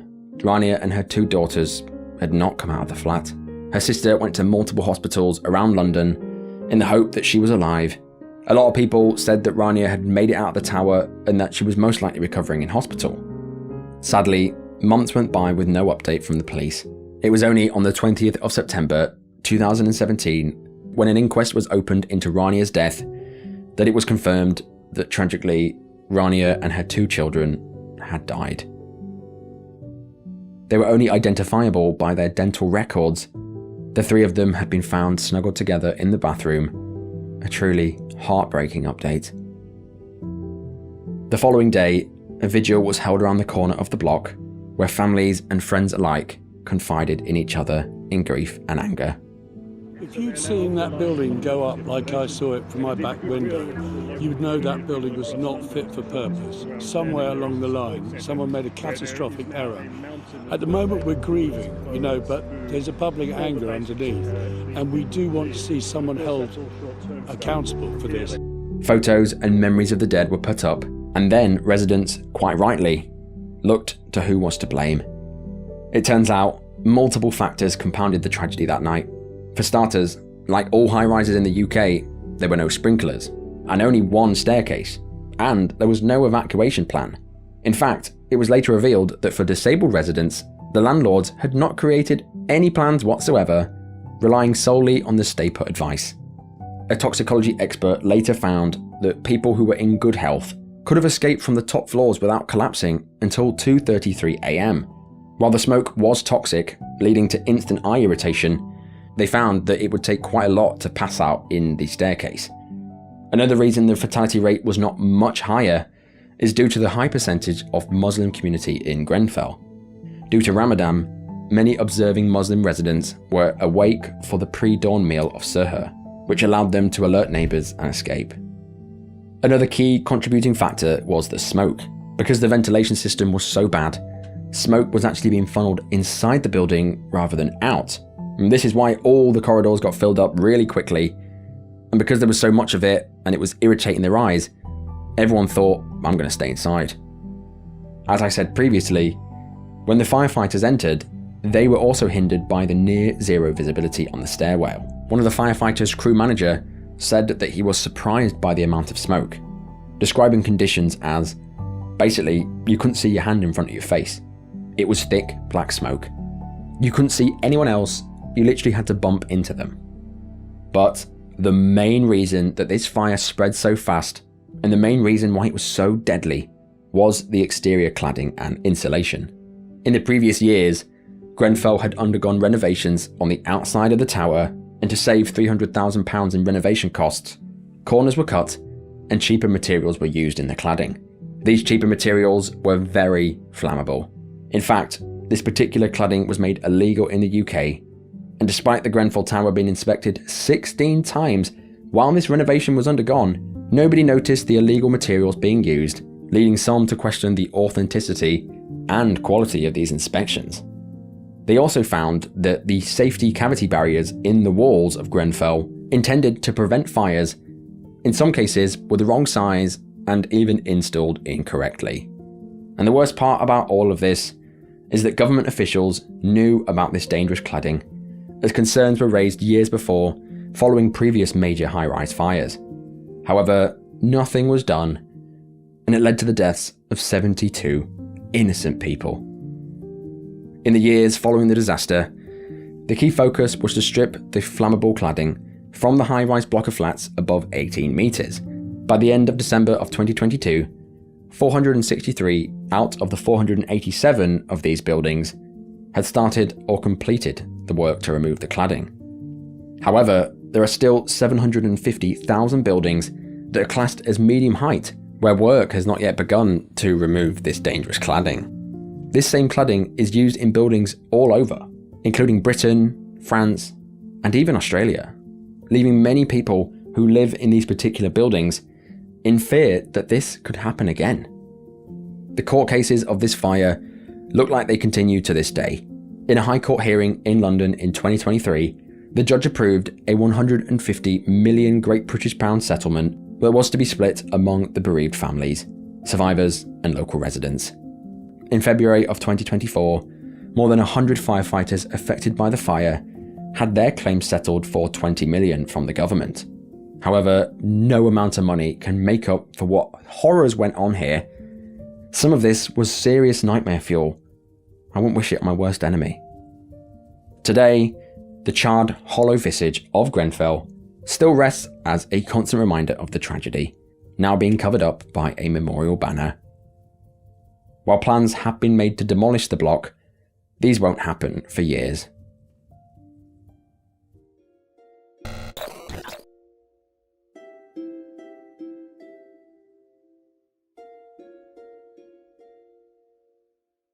Being afraid of walking down the street at night, in the dark, is a very rational fear to have. Fear of the dark is actually an evolutionary trait that we've developed from our ancestors who were vulnerable to nocturnal predators and other dangers during the night. However, no evolutionary trait could save you from the perpetrator in this case. With that in mind, this entry begins on the 3rd of March 2021 in Clapham, southwest London. Living in Clapham was 33-year-old Sarah Everard. Sarah's life was busy, being a market executive at a digital agency, and was working from home due to the COVID lockdown that was in place at the time. On the evening of the 3rd, Sarah decided to meet up with her friend at her friend's house, located around an hour's walk from her home. Sarah can be seen walking to her friend's house and stopping at Sainsbury's to get a bottle of wine. She was wearing a blue coat, a white hat, and a pair of joggers.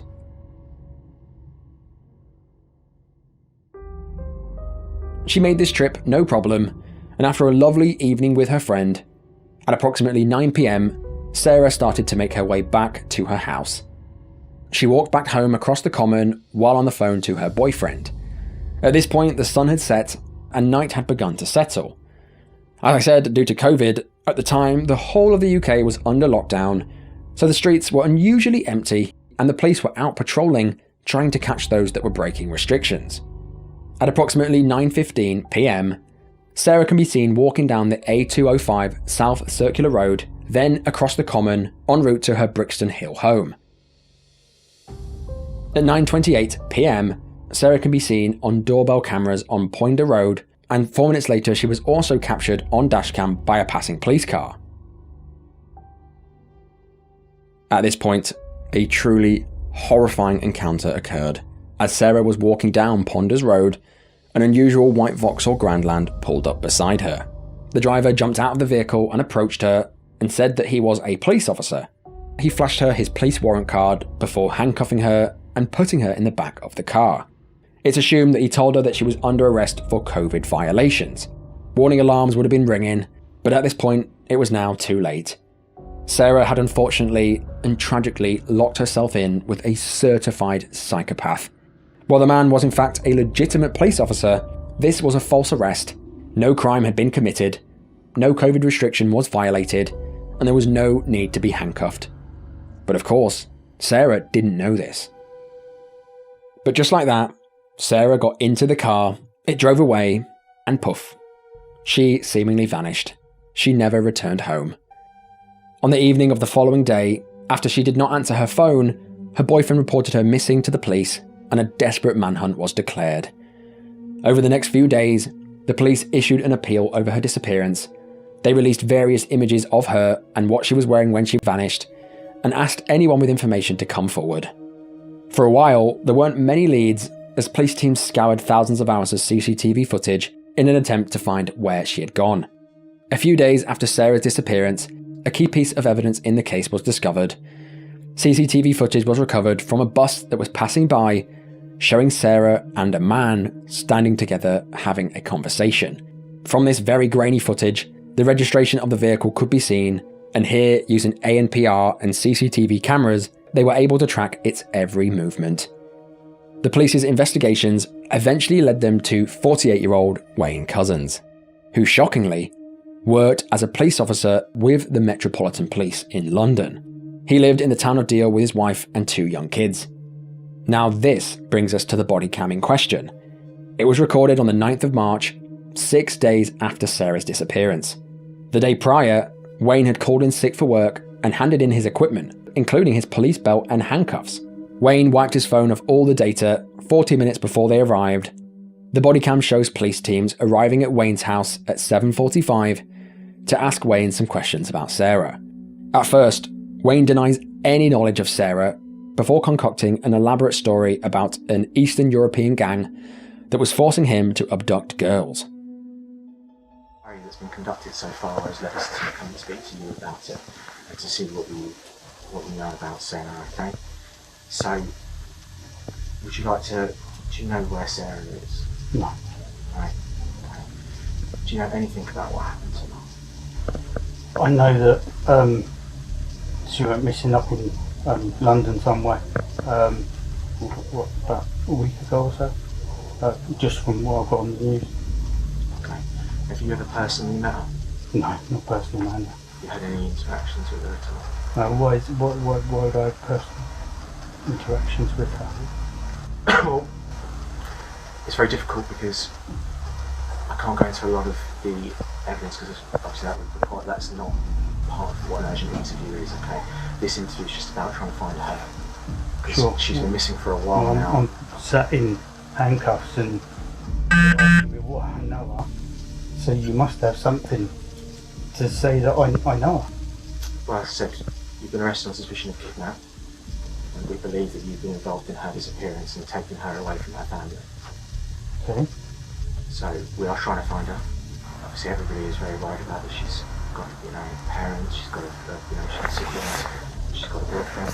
There's a lot of people that care about her. Sure. You've seen on the news that there are people that are reaching out about her. Sure. Out there looking for her every day, and she's missing. And our job, our primary job here, is to find her and to try and find her safe and well. Okay. Now we believe that you know something about where she is, and that's why we're here, to look for her and to try and find her. And that's why we're talking to you now, is to try and get you to have a good think about it and tell us anything you can about whether we might be able to find her. Okay. Well, I am in financial, and I've been lent on by, I don't know who they are. They're a group, a gang, whatever. And they told me, right, I need to go and pick up girls and give them to them. So, I said, not happening. And it then came through that they're gonna harm my family, take them away, and they'll use them instead. At that point I had no option to try and find somebody. So I don't, there's a couple of names. I was told a place to take her. That's it. That is all I know. To this group of people. Tell me about them. I need to find them. Tell me everything you know that I hope that you'll help me. There was a white Sprinter van. They was between sort of Lenham, Maidstone area that I dropped her off. I still don't know. I don't know. They just I just parked my car up, and then the van come up behind me, flashed me. They all jumped out, and then they took this girl. they said, you've done good, and I don't know whether my family's going to be alright still, but they threatened to take my family away from me. So at that point, I'm doing what I can to protect my family. That's it. So all I know is that it was a roundabout. We could drive there now. I could show you. But roughly, I don't know Lenham Maidstone area at all. If we did it on Google, if we did it on Google Maps, like Google Earth, if we drove it, would you be able to do it? I drove from Ashford to Maidstone.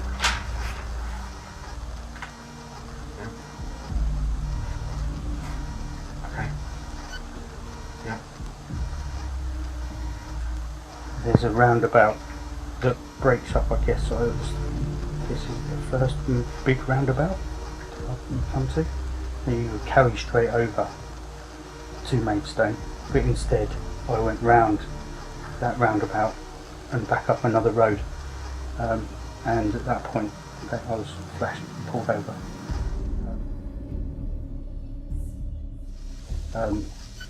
Opened my door, opened that door, pushed me out against the front of the car, took the girl, drove off. That's it. They said we'll be in touch. So I'm here, I'm off work with stress because I'm here to protect my family. I want to be here 24/7 for my family. They come from my family. I've got nothing myself. I've got no choice. I'll go back through the route with you in a minute, alright? But how do they contact you? How do you contact them? I tried to go over on one of their call girls and rip her off. So she's told them, and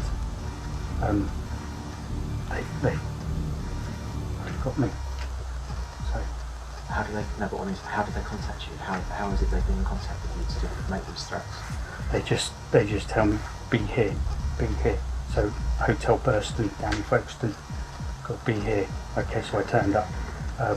But I've got no mobile number, and they have got my mobile number. They're obviously outside watching, following. I just honestly. How are they telling you to be there? How is it that they're giving those directions? Yeah, they'll come outside. So they'll be outside here. Yeah. And then they'll say, right, you're going to be in Folkestone at this time, or you're going to be in Ashford at this time. That's it. There's no links, no telephone numbers. I'm completely on my own, but at the same time being threatened. It had Romanian plates on the van. White, like Mercedes Sprinter type van. Wayne was first arrested on suspicion of Sarah's kidnapping. The police then properly began looking into what had happened, and what was discovered was far more horrifying than they even imagined. They seized Wayne's personal car, his Seat, where here officers discovered a broken fragment of Sarah's SIM card, along with a blood stain that matched her DNA. They then realised stealing Sarah was entirely planned and premeditated. On the 28th of February 2021, Wayne had gone out of his way to hire a rental car, using his personal details and his bank card. Early on the 3rd, after completing a 12-hour shift in London, he told his family he had more work on and drove around an hour to Dover to pick the car up. Once Wayne had picked the rental car up, he stopped at Tesco's to pick up a pack of hairbands and then drove back to London, Clapham, to, in the prosecutor's words, hunt for a lone young female to kidnap and rape. After spotting Sarah on Poinders Road, Wayne used his police ID, his expertise and equipment to convince her to get into the back of the car, where here he locked the doors. Wayne then drove the rental car back to Dover, and when they got back to Dover, Wayne forced Sarah to get into his personal car. Once in the Seat, they drove to a random location in the Sibbertswold area. Wayne then tied her up with Velcro and proceeded to do the unthinkable. He had his way with her before strangling her to death. He then drove to a wooded area called Wodes Wood near Ashford and dumped her body in the woods like it was trash. By 2:31 AM, Wayne had left Wodes Wood and was spotted at a local service station buying drinks. Wayne's personal car was then captured on CCTV between 3:22 AM and 6:32 in the area of Wodes Wood, So, after popping to the shop to get refreshments, Rain returned to move Sarah's body twice that very morning. At 8:30 a.m, Wayne transferred from his personal car to the rental car to return it, before getting back into his car to return home. On the way home, he disposed of Sarah's mobile phone in one of the rivers in Kent, and shortly before 11, Wayne could be seen buying and filling a petrol container at a service station in Whitfield before heading home. And just like that, Wayne returned to work as a police officer with the Metropolitan Police in London and resumed his life with his wife and his kids as if nothing had happened, even returning a few days later with his family to the same place that he dumped her body just to make sure everything was fine. On the 5th of March, Wayne returned to Hodeswood again and then burned Sarah's body inside a refrigerator that he'd found in the woods. 2 days later, he visited B&Q and bought 2 builder's bags and then returned to the woods yet again to hide the body in the pond. On the 5th, bizarrely, Wayne made a call to his local vet to make an appointment for his family's French bulldog, who he said was suffering from separation anxiety. Absolutely bizarre, given what he had just done in the previous days. He was way too calm for what was going on behind the scenes. Yeah, I was wondering if I could book my dog in for the vet so I can have a discussion about her issues, please. Yeah, no, that's fine. We think she's suffering from separation anxiety, and we have tried absolutely everything. We've tried to give her puzzles and bits and pieces, treat puzzles and everything. We take her for walks every single day, but we've been told, I've got a camera set up as well, but we've been told reliably by our neighbours, so we know there's issues, and she just barks and howls constantly all day. But obviously, and we're there. And then when we come home, she's so excited and worked up that she kind of wheezes and she's shaking. But where she jumps up and she's got longer claws, she scratches the kid, she scratches us. Not all by accident, but we're just wondering. We have read online about if it gets to quite a bad degree of separation anxiety, then potential medications try and calm her down. So that's what we want to talk to the vet about, really, and a way forward with it. The body cam footage was recorded on the 9th, and on the 10th, the police discovered the grisly scene in Hodeswood. Sarah was only able to be identified conclusively by dental records. With Sarah's body now recovered, Wayne was officially charged with Sarah's kidnapping and her murder, and due to the horrific natures of his crimes, he was held in custody until his trial on September the 29th, 2021. A serving police constable has tonight been charged with the kidnap and murder of Sarah Everard. Wayne Cousins, aged 48, has been remanded in custody and will appear at Westminster Magistrates Court tomorrow morning. Sarah's family, of course, have been informed of this development and remain supported by specialist officers. I would like at this stage to pay tribute to Sarah's family for their fortitude and forbearance through what can only have been the most intensely difficult few days. Our thoughts remain with them as this matter progresses. I'm in a dark place. Yeah. Really. Okay. There's a picture of a lady. Do you recognise this person in this picture? Comment. Who is that, Wayne? No comment. Have you ever met this woman before? No comment. When this story hit the mainstream media, people couldn't believe that a police officer had done this to an innocent woman. People couldn't wait to see justice served. With all due respect, I would like to make a short speech for a very simple reason. When this event was called, it was initially called as a silent vigil. But the police and the courts banned us from protesting against the police murderer. And how and why was he able to murder Sarah? How and why? Get back! What are you doing? Get back! You fucking get back, go home! No, you're posing a threat to us. Now step back! Get back!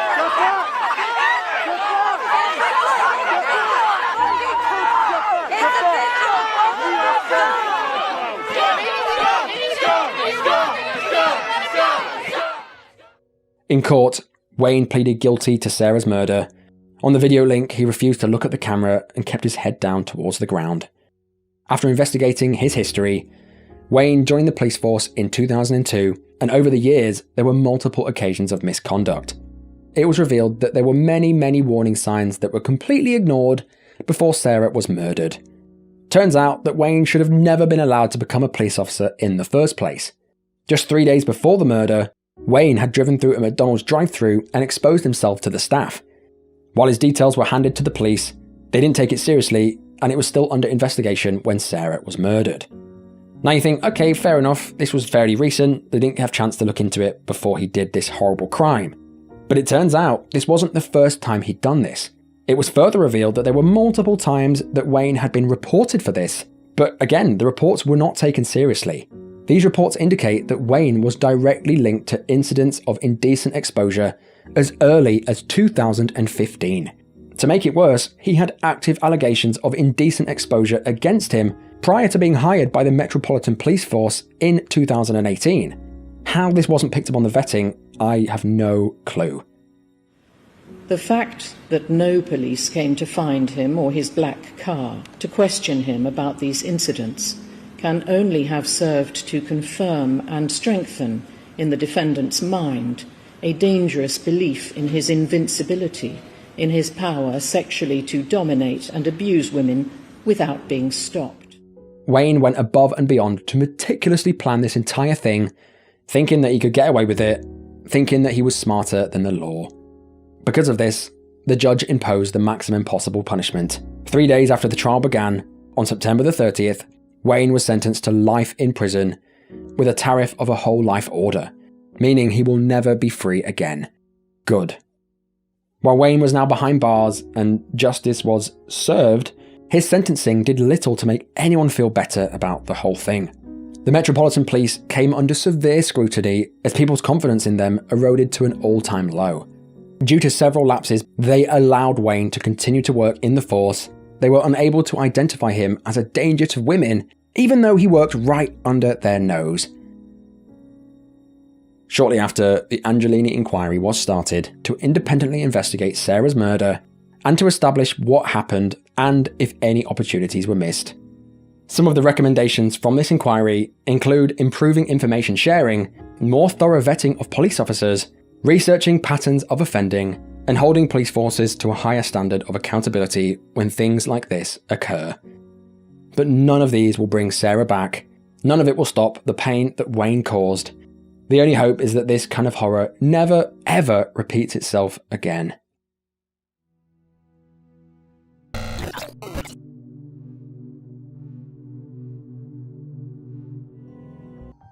Over the years, some truly disgusting things have unfolded as thousands of viewers watched.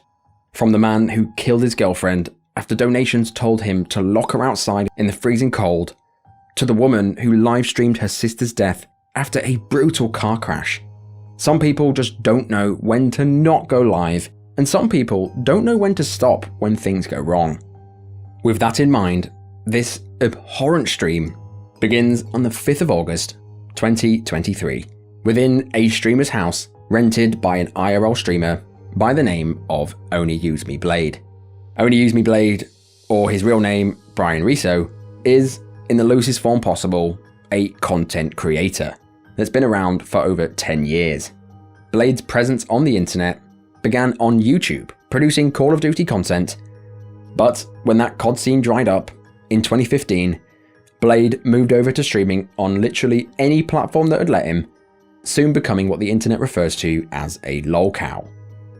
Blade then became a drunk IRL streamer, becoming notorious as someone who would go live, host parties, and get blackout drunk. I'm not gonna lie, just researching this guy, there's a litany of controversy. One even including Chris Hansen. We're not gonna dive into any of that here on this channel, but just know that this is the tip of the iceberg of things that Only Use Me Blade is known for. Just Google his name. Anyway, Only Use Me Blade would go around on stream and rent out properties. In these properties, he'd have crazy parties and he'd stream it for donations, rinse and repeat. In these houses, he would set up 24-hour cameras and invite multiple streamers over to go live, streaming the entire day, even sleeping. However, to add a bit of variety, Blade would sometimes invite regular viewers to the parties. These guests would usually get completely wasted and would then be used for donations, essentially. That day of August the 5th, 2023, Only Use Me Blade invited a regular viewer by the name of Willie Two Guns. His real name was William C. Buckner, and long story short, Only Use Me Blade was dating a woman called Beck, and their 3-year relationship crumbled, and shortly after, Willie began dating her. Despite this, Willie was a frequent viewer of Only Use Me Blade and had met him on a previous occasion. The 11-hour stream in question was hosted by one of the streamers at the house, by the name of Tone IRL. The stream began with 3 people and guest Willie Two Guns already in the party house. They were smoking and getting ready for the day, but Willie was running low on sleep, having arrived at 6 AM after driving 14 hours to get to the livestream house. Gotta have it, especially with Blade. Yeah, dude, no, but dude, Blade loses every single lighter he owns. This is the only lighter that has lasted this long in this house, and it's just because I brought it. The group then hops in the car, goes to Walmart, and upon watching this stream, early in the day, it's already clear to see that Willie is slurring his words. It looks like he may be on some sort of illicit drugs or substances, or it could be that he's already had a drink. Huh? What? Look at all that. Oh. You're up there asking for fruit juice. What are you talking about? What are you saying right now? Pineapple juice, bro. What are you talking about? Pineapple juice. Well, I'm asking for shampoo. And look, here we are. Now, this does make sense, because Willie had recently been involved in a nasty car crash. He was on heavy pain medication, and he was also on Ambien, a strong sleeping tablet.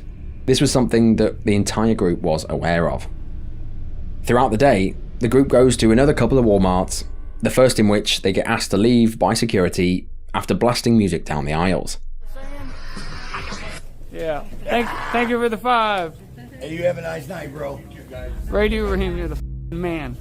The group then goes to Burger King before returning to the party house. As the stream continued back at the house, Willie began drinking heavily and smoking marijuana. Dude, I want what you having. Bro. Lazy, bro. No, you're just tired. And you're on Ambien. Oh, yeah, that was this morning, bro. It's just It's Blade's caddy. Yeah, does he know? I don't know. That's the thing. What do you mean? I'm sure it's not running. You're not even in the caddy.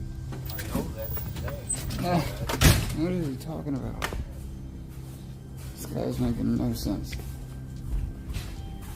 No fucking sense. Despite streamer Tone IRL knowing that Willie was on Ambien, a strong sleeping pill, and pain medication, and the fact he was sleep deprived, Tone says this to his viewers. Anonymous sent $3. Shh. Run to another room real quick. Shh. Run to another room. Keep filming, Willie. This shit is hilarious. Okay, when it's time to serve, I got you. Thank you for the 3. And that was a good way to be inconspicuous.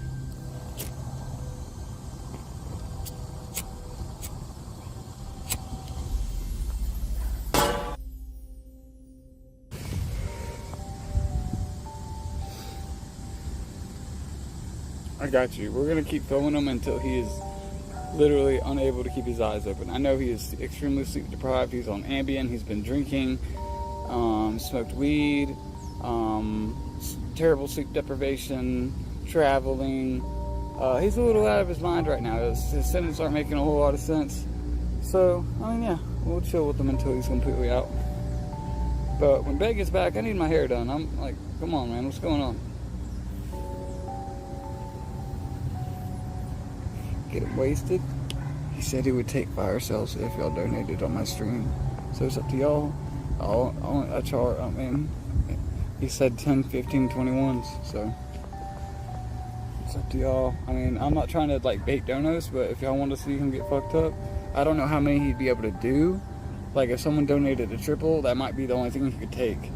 But we'll see. he said he would do it.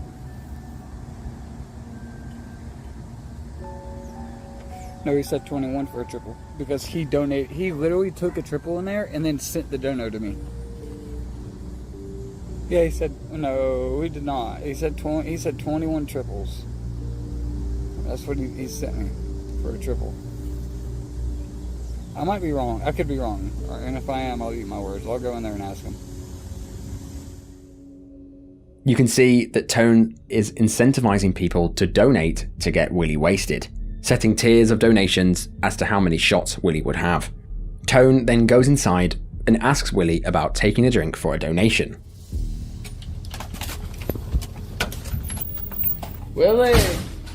Hey, you said you would take a triple or a single? I'm saying if someone donates a triple, you'll take it? Yeah. Y'all heard it? How much for it? How much is it? 10 21. For a triple. Yeah, I told y'all. And 10 for a single. You send it 21, I'll send you the triple. And 10 for a single, 15 for a double. By now, it was 5 PM, and Willie had drunk a large amount of whiskey to himself, almost finishing the whole bottle. Despite this, Willie has a big smile on his face when a $21 donation comes in, meaning that he has to have 3 shots. Oh. Yo, Pierre, you want to come out here? Anonymous sent $21. Let's do it, Willie. 21. Add 2 more. All right. Add 2 more. Okay, I got it. Thank you, bro. Plan is in execution. Dude. That's 3 lines. That is not a triple. That's a quarter. What? Why did you... To the triple. Huh? Tone thanks the viewers, and Willie pours himself a stupidly large shot of whiskey. It looks about 4 or 5 shots. Amazingly, Willie downs this in 1. What? Why did you... To the triple. Huh? To the triple. It's not a... Is it a triple? It's the next line. I don't know if that's how that works. Look at me. Put that on me. Well, 2 guns, baby. Alright, whatever. I think it's a quad or more, but whatever. Do it. I'm drinking it. Why do you care? I don't. Just go for it. Crown Royal. Yeah. That wasn't a shot of any sort. Well, it was a 3-shotter. That was more than 3 shots, in my opinion. I give my people a little bit more. I noticed. Why do they love me so much, bro? There you go. I don't ask them for I love you. I love you for what you just did for me. Ask them for love. As donations continue to trickle in, Tone is more than happy to keep pouring drinks for Willie, as he clearly becomes too intoxicated to do so himself. Yo, Pierre, you want to come out here? Rat Andy sent $10. Drink up Willie to Wacko. That's 1 more single. Alright. Can you handle 1 more single? Yeah, I got it right now. Alright. Bro, they're not going to be able to keep doing it if you take extra every time. I'll take a single. Like, I'll give you a fat single. Cheers, brother. That's what this whole thing was about, bro, was you. Okay, I appreciate that. I know. I've been in contact with you for... Put the camera down. Yeah. Well, there's cameras everywhere, but... People love you, bro. I want to see you get away from danger. But, most importantly... There's a great division of my viewers. I know. Half of them want me to die and do drugs, and those are the danger viewers, and half want me to be healthy and do better. I want danger. That's between you and Dan. We'll talk. We'll see. There's no see. We'll see. That's not a vape.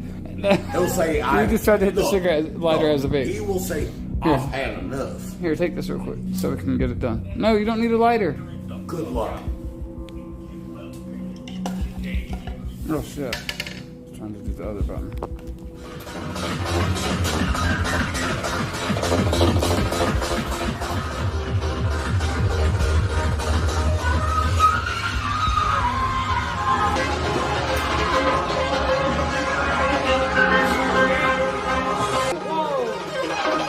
You okay? What the fuck happened? Tone then lets him inhale on his marijuana pen, before a donation comes in, and he pours him 1 last drink. What was his neighbor? His neighbor? Yeah, what I was talking about the best. I heard him Corcoran. What? I tried to call him Corcoran. I have no idea what Yo, Pierre, you want to come out here? Hold on. Joe Miller sent $10. Willie, a man that holds his alcohol 1 more shot. Let's go. He can hold it. Y'all saw what he just did. Alright, he can handle one more. You got it? One more? One more. After this, you done? You can cut it off after this. It's up to you. No.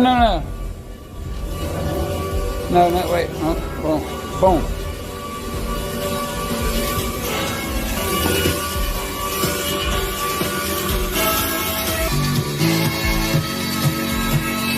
Hey, there you go. Willie drinks it, and this is clearly the straw that broke the camel's back. After this final whiskey, Willie becomes very lethargic, and for 2 minutes, he drifts in and out of consciousness, trying to speak to Tone through slurred speech.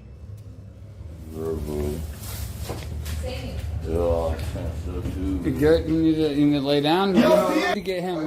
Hey, we need to get him laid down before he falls. He's gonna fall down and really hurt himself.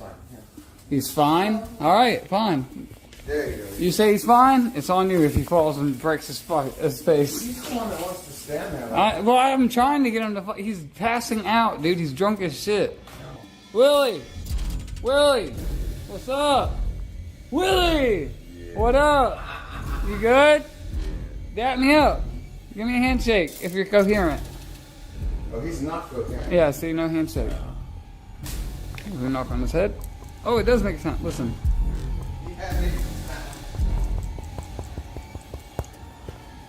Bro, you need to move from the spot and like find somewhere to crash.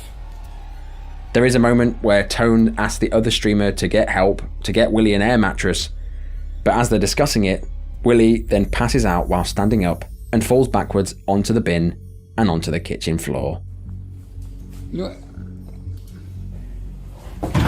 I fucking told you, bro. I don't know. What do you think fucking happened?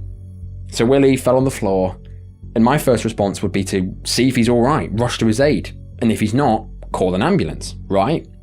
However, in this case, this didn't happen. Instead of rushing to Willie's aid, Tone IRL and the other streamer in the room stood back and filmed. Back on my flow, and you know how it goes, you know how the stream goes. 24 hours a day, doing stupid shit, this is how it plays out. We see this guy with the 2 guns, did a little too much, and now he's out.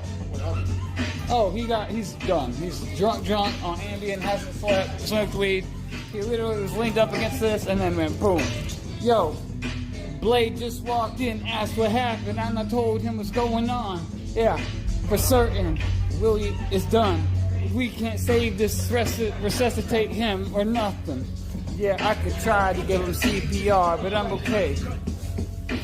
I think he's breathing. Let's go ahead and check his face. Yo, Willie, are you there? I gotta make sure, just in case. I don't want to be liable for your death. That would suck a lot. Pressing on your belly. He's breathing. He's good. It's important to note here that while it was mainly Tone IRL pouring drinks, nobody force-fed drinks to Willie. Nobody forced him to attend the party. With Willie now lying flat on his back, Tone continues to stream while the viewer count rises and donations begin to pour in. Instead of calling for help, the chat demanded that the group draw on Willie. Turn, stop. What? Come here, tell you something. What? We have paints. Never mind. Oh, wait, I know what to do. My chat already told me. What do you mean your chat already told you? Yeah, well, I don't know about the paints, but I had something else. I bought something else. Because drawing on passed out people is apparently fun and cool, and something that they did in the other streams where people passed out, they would paint them from head to toe, they quickly began searching for the paint that they bought earlier in the day. They find the paint, and as the music blasts in the background, Tones and the other streamer began scrawling over Willie as he lay there unconscious on the floor. I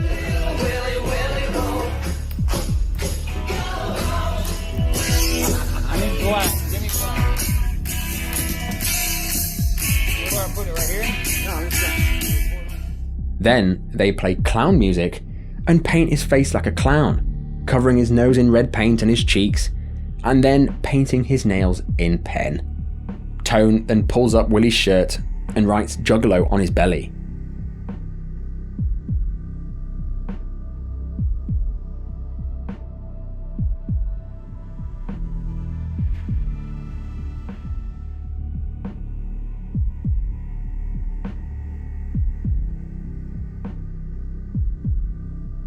Sent $5.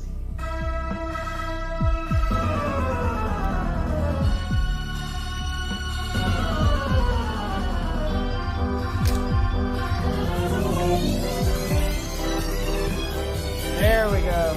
I'll do red on the other.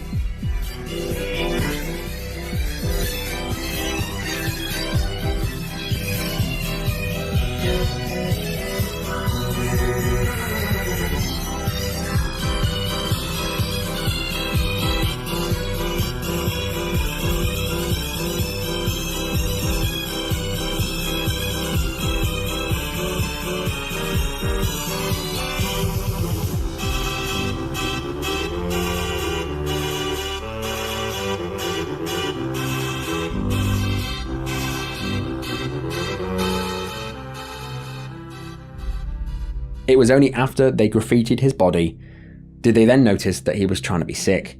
They rolled him over and he vomited all over the floor.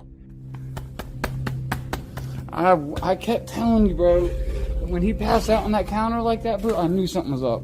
Like that was not normal. That's why I kept saying I thought he was kidding. No, he was not kidding. I thought he was like acting. No, he's been taking Ambien. He hasn't slept in forever. He was drinking. He smoked weed. He's like obliterated right now. Some people speculate that Only Use Me Blade was hesitant to help Willie because he was dating his ex. But 30 minutes later, they checked and Willie's breathing had begun to fade, prompting Only Use Me Blade to then call 911.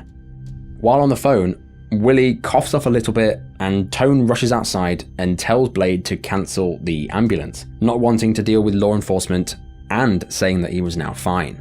Wait, he's fine. I'm sorry, cancel that. He's fine. He was starting to wake up. He's sorry. He's Everything's okay. Thank you so much. all right. Thank God. I really didn't want to deal with police. Thank God. Do we have ice? Matt said that breathing is not good. It's called agonal breathing. Okay. I don't know what that means. Well, I'm checking his normal breathing in between. Does he take pills? Oh yes. Ambien. Okay, he's drinking pills. That's bad. It is bad.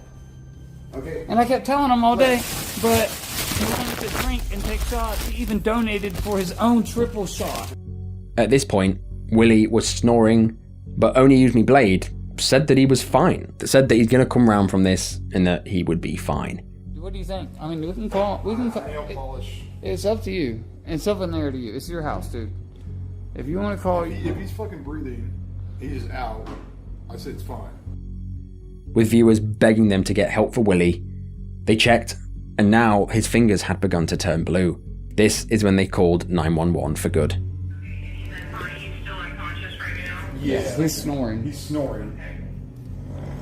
Well, the paramedics are on the way. I've got some instructions for you here. Are you right beside him now? Yes. They began wiping down all the face paint that they'd applied, but this wasn't going to get rid of all the pen all over his fingers and the horrible writing on his stomach. An entire 44 minutes after Willie had fallen, the ambulance finally arrived. When they got into the house, the first responders asked Tone to stop streaming. But shockingly, he doesn't want to. He wants to document the first responders attending to Willie, all while donations fly in. He tells the first responders that he'd turned it off, but he'd actually just placed it on the side. Okay, so basically, he just got here this morning, like 6 a.m. He had been driving all night, so he's very sleep deprived, okay? And he's... What? What? Well, it's in our own home. But yeah, don't film us, please. Okay. I just want to give the patient care. Okay. All right, my bad. Yeah, my bad. Sorry, we're YouTubers. We document everything. But anyways, all right, I'll put it up.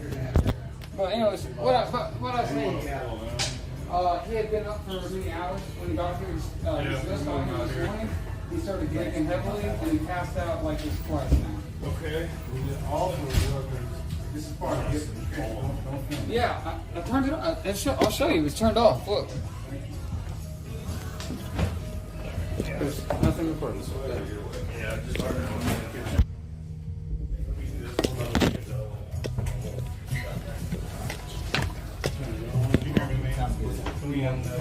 Oh yeah, I was about to. We'll just get bottles here real quick.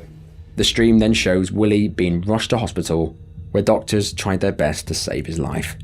That would be a waste of time. Damn, I have beat my record of my biggest stream yesterday. Holy shit. 1,300 viewers. I just beat my stream record again. 2 days in a row. 1,200 viewers yesterday, 1,300 today. Let's go, boys. I love y'all, man. Thank you so much for all the support. I cannot believe this is happening with Willie, man. In a stream hosted 2 hours after, Blade and the other streamers discussed the incident. Willie's in the hospital. It was pretty bad. Okay, just to confirm, he cracked that big ass bottle of alcohol, right? Yep. It was almost gone when he passed out. No one else is drinking it? Nope, no one else is drinking it. I didn't drink till like an hour and a half ago, so. Willie spent the next month in a comatose state, and while he did wake up for a short time, he sadly passed away on the 9th of September, surrounded by his loved ones. Apparently, his cause of death was congenital heart failure. However, other reports stated that there was an issue with the ventilator that caused his death. However, some speculate that it was the mixture of Ambien and alcohol that led to his death. It's unsure if the other streamers knew that mixing these two were deadly. This stream went viral, with fans of Blade accusing him and the other streamers of inadvertently causing Willie's death. Even Keemstar got involved and called Blade, and this is what he had to say. What was this tweet that you made about me? Oh, about the guy that died? Yeah, somebody did die, but it wasn't my fault though.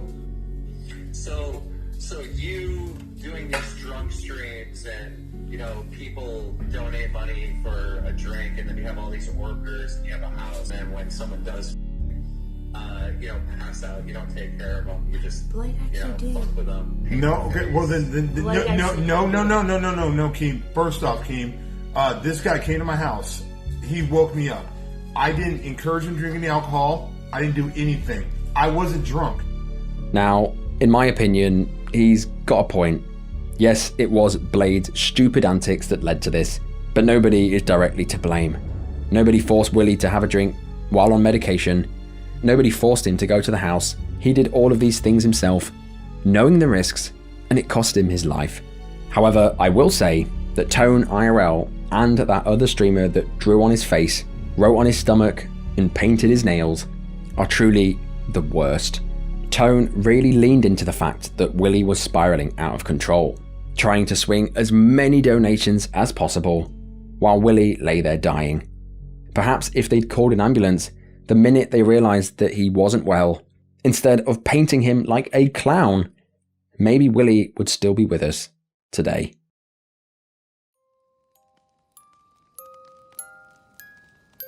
Well, that was 10 of the most shocking clips that I covered in 2024. To be honest, it was hard finding just 10. I did a mega video already of this with 15 that got nuked from YouTube. So I thought I'd change the way I do these mega videos going forward by just doing 10 of the worst per year. So do let me know what you thought of these 10 in the description below, and I will see you in the next one. Bye bye.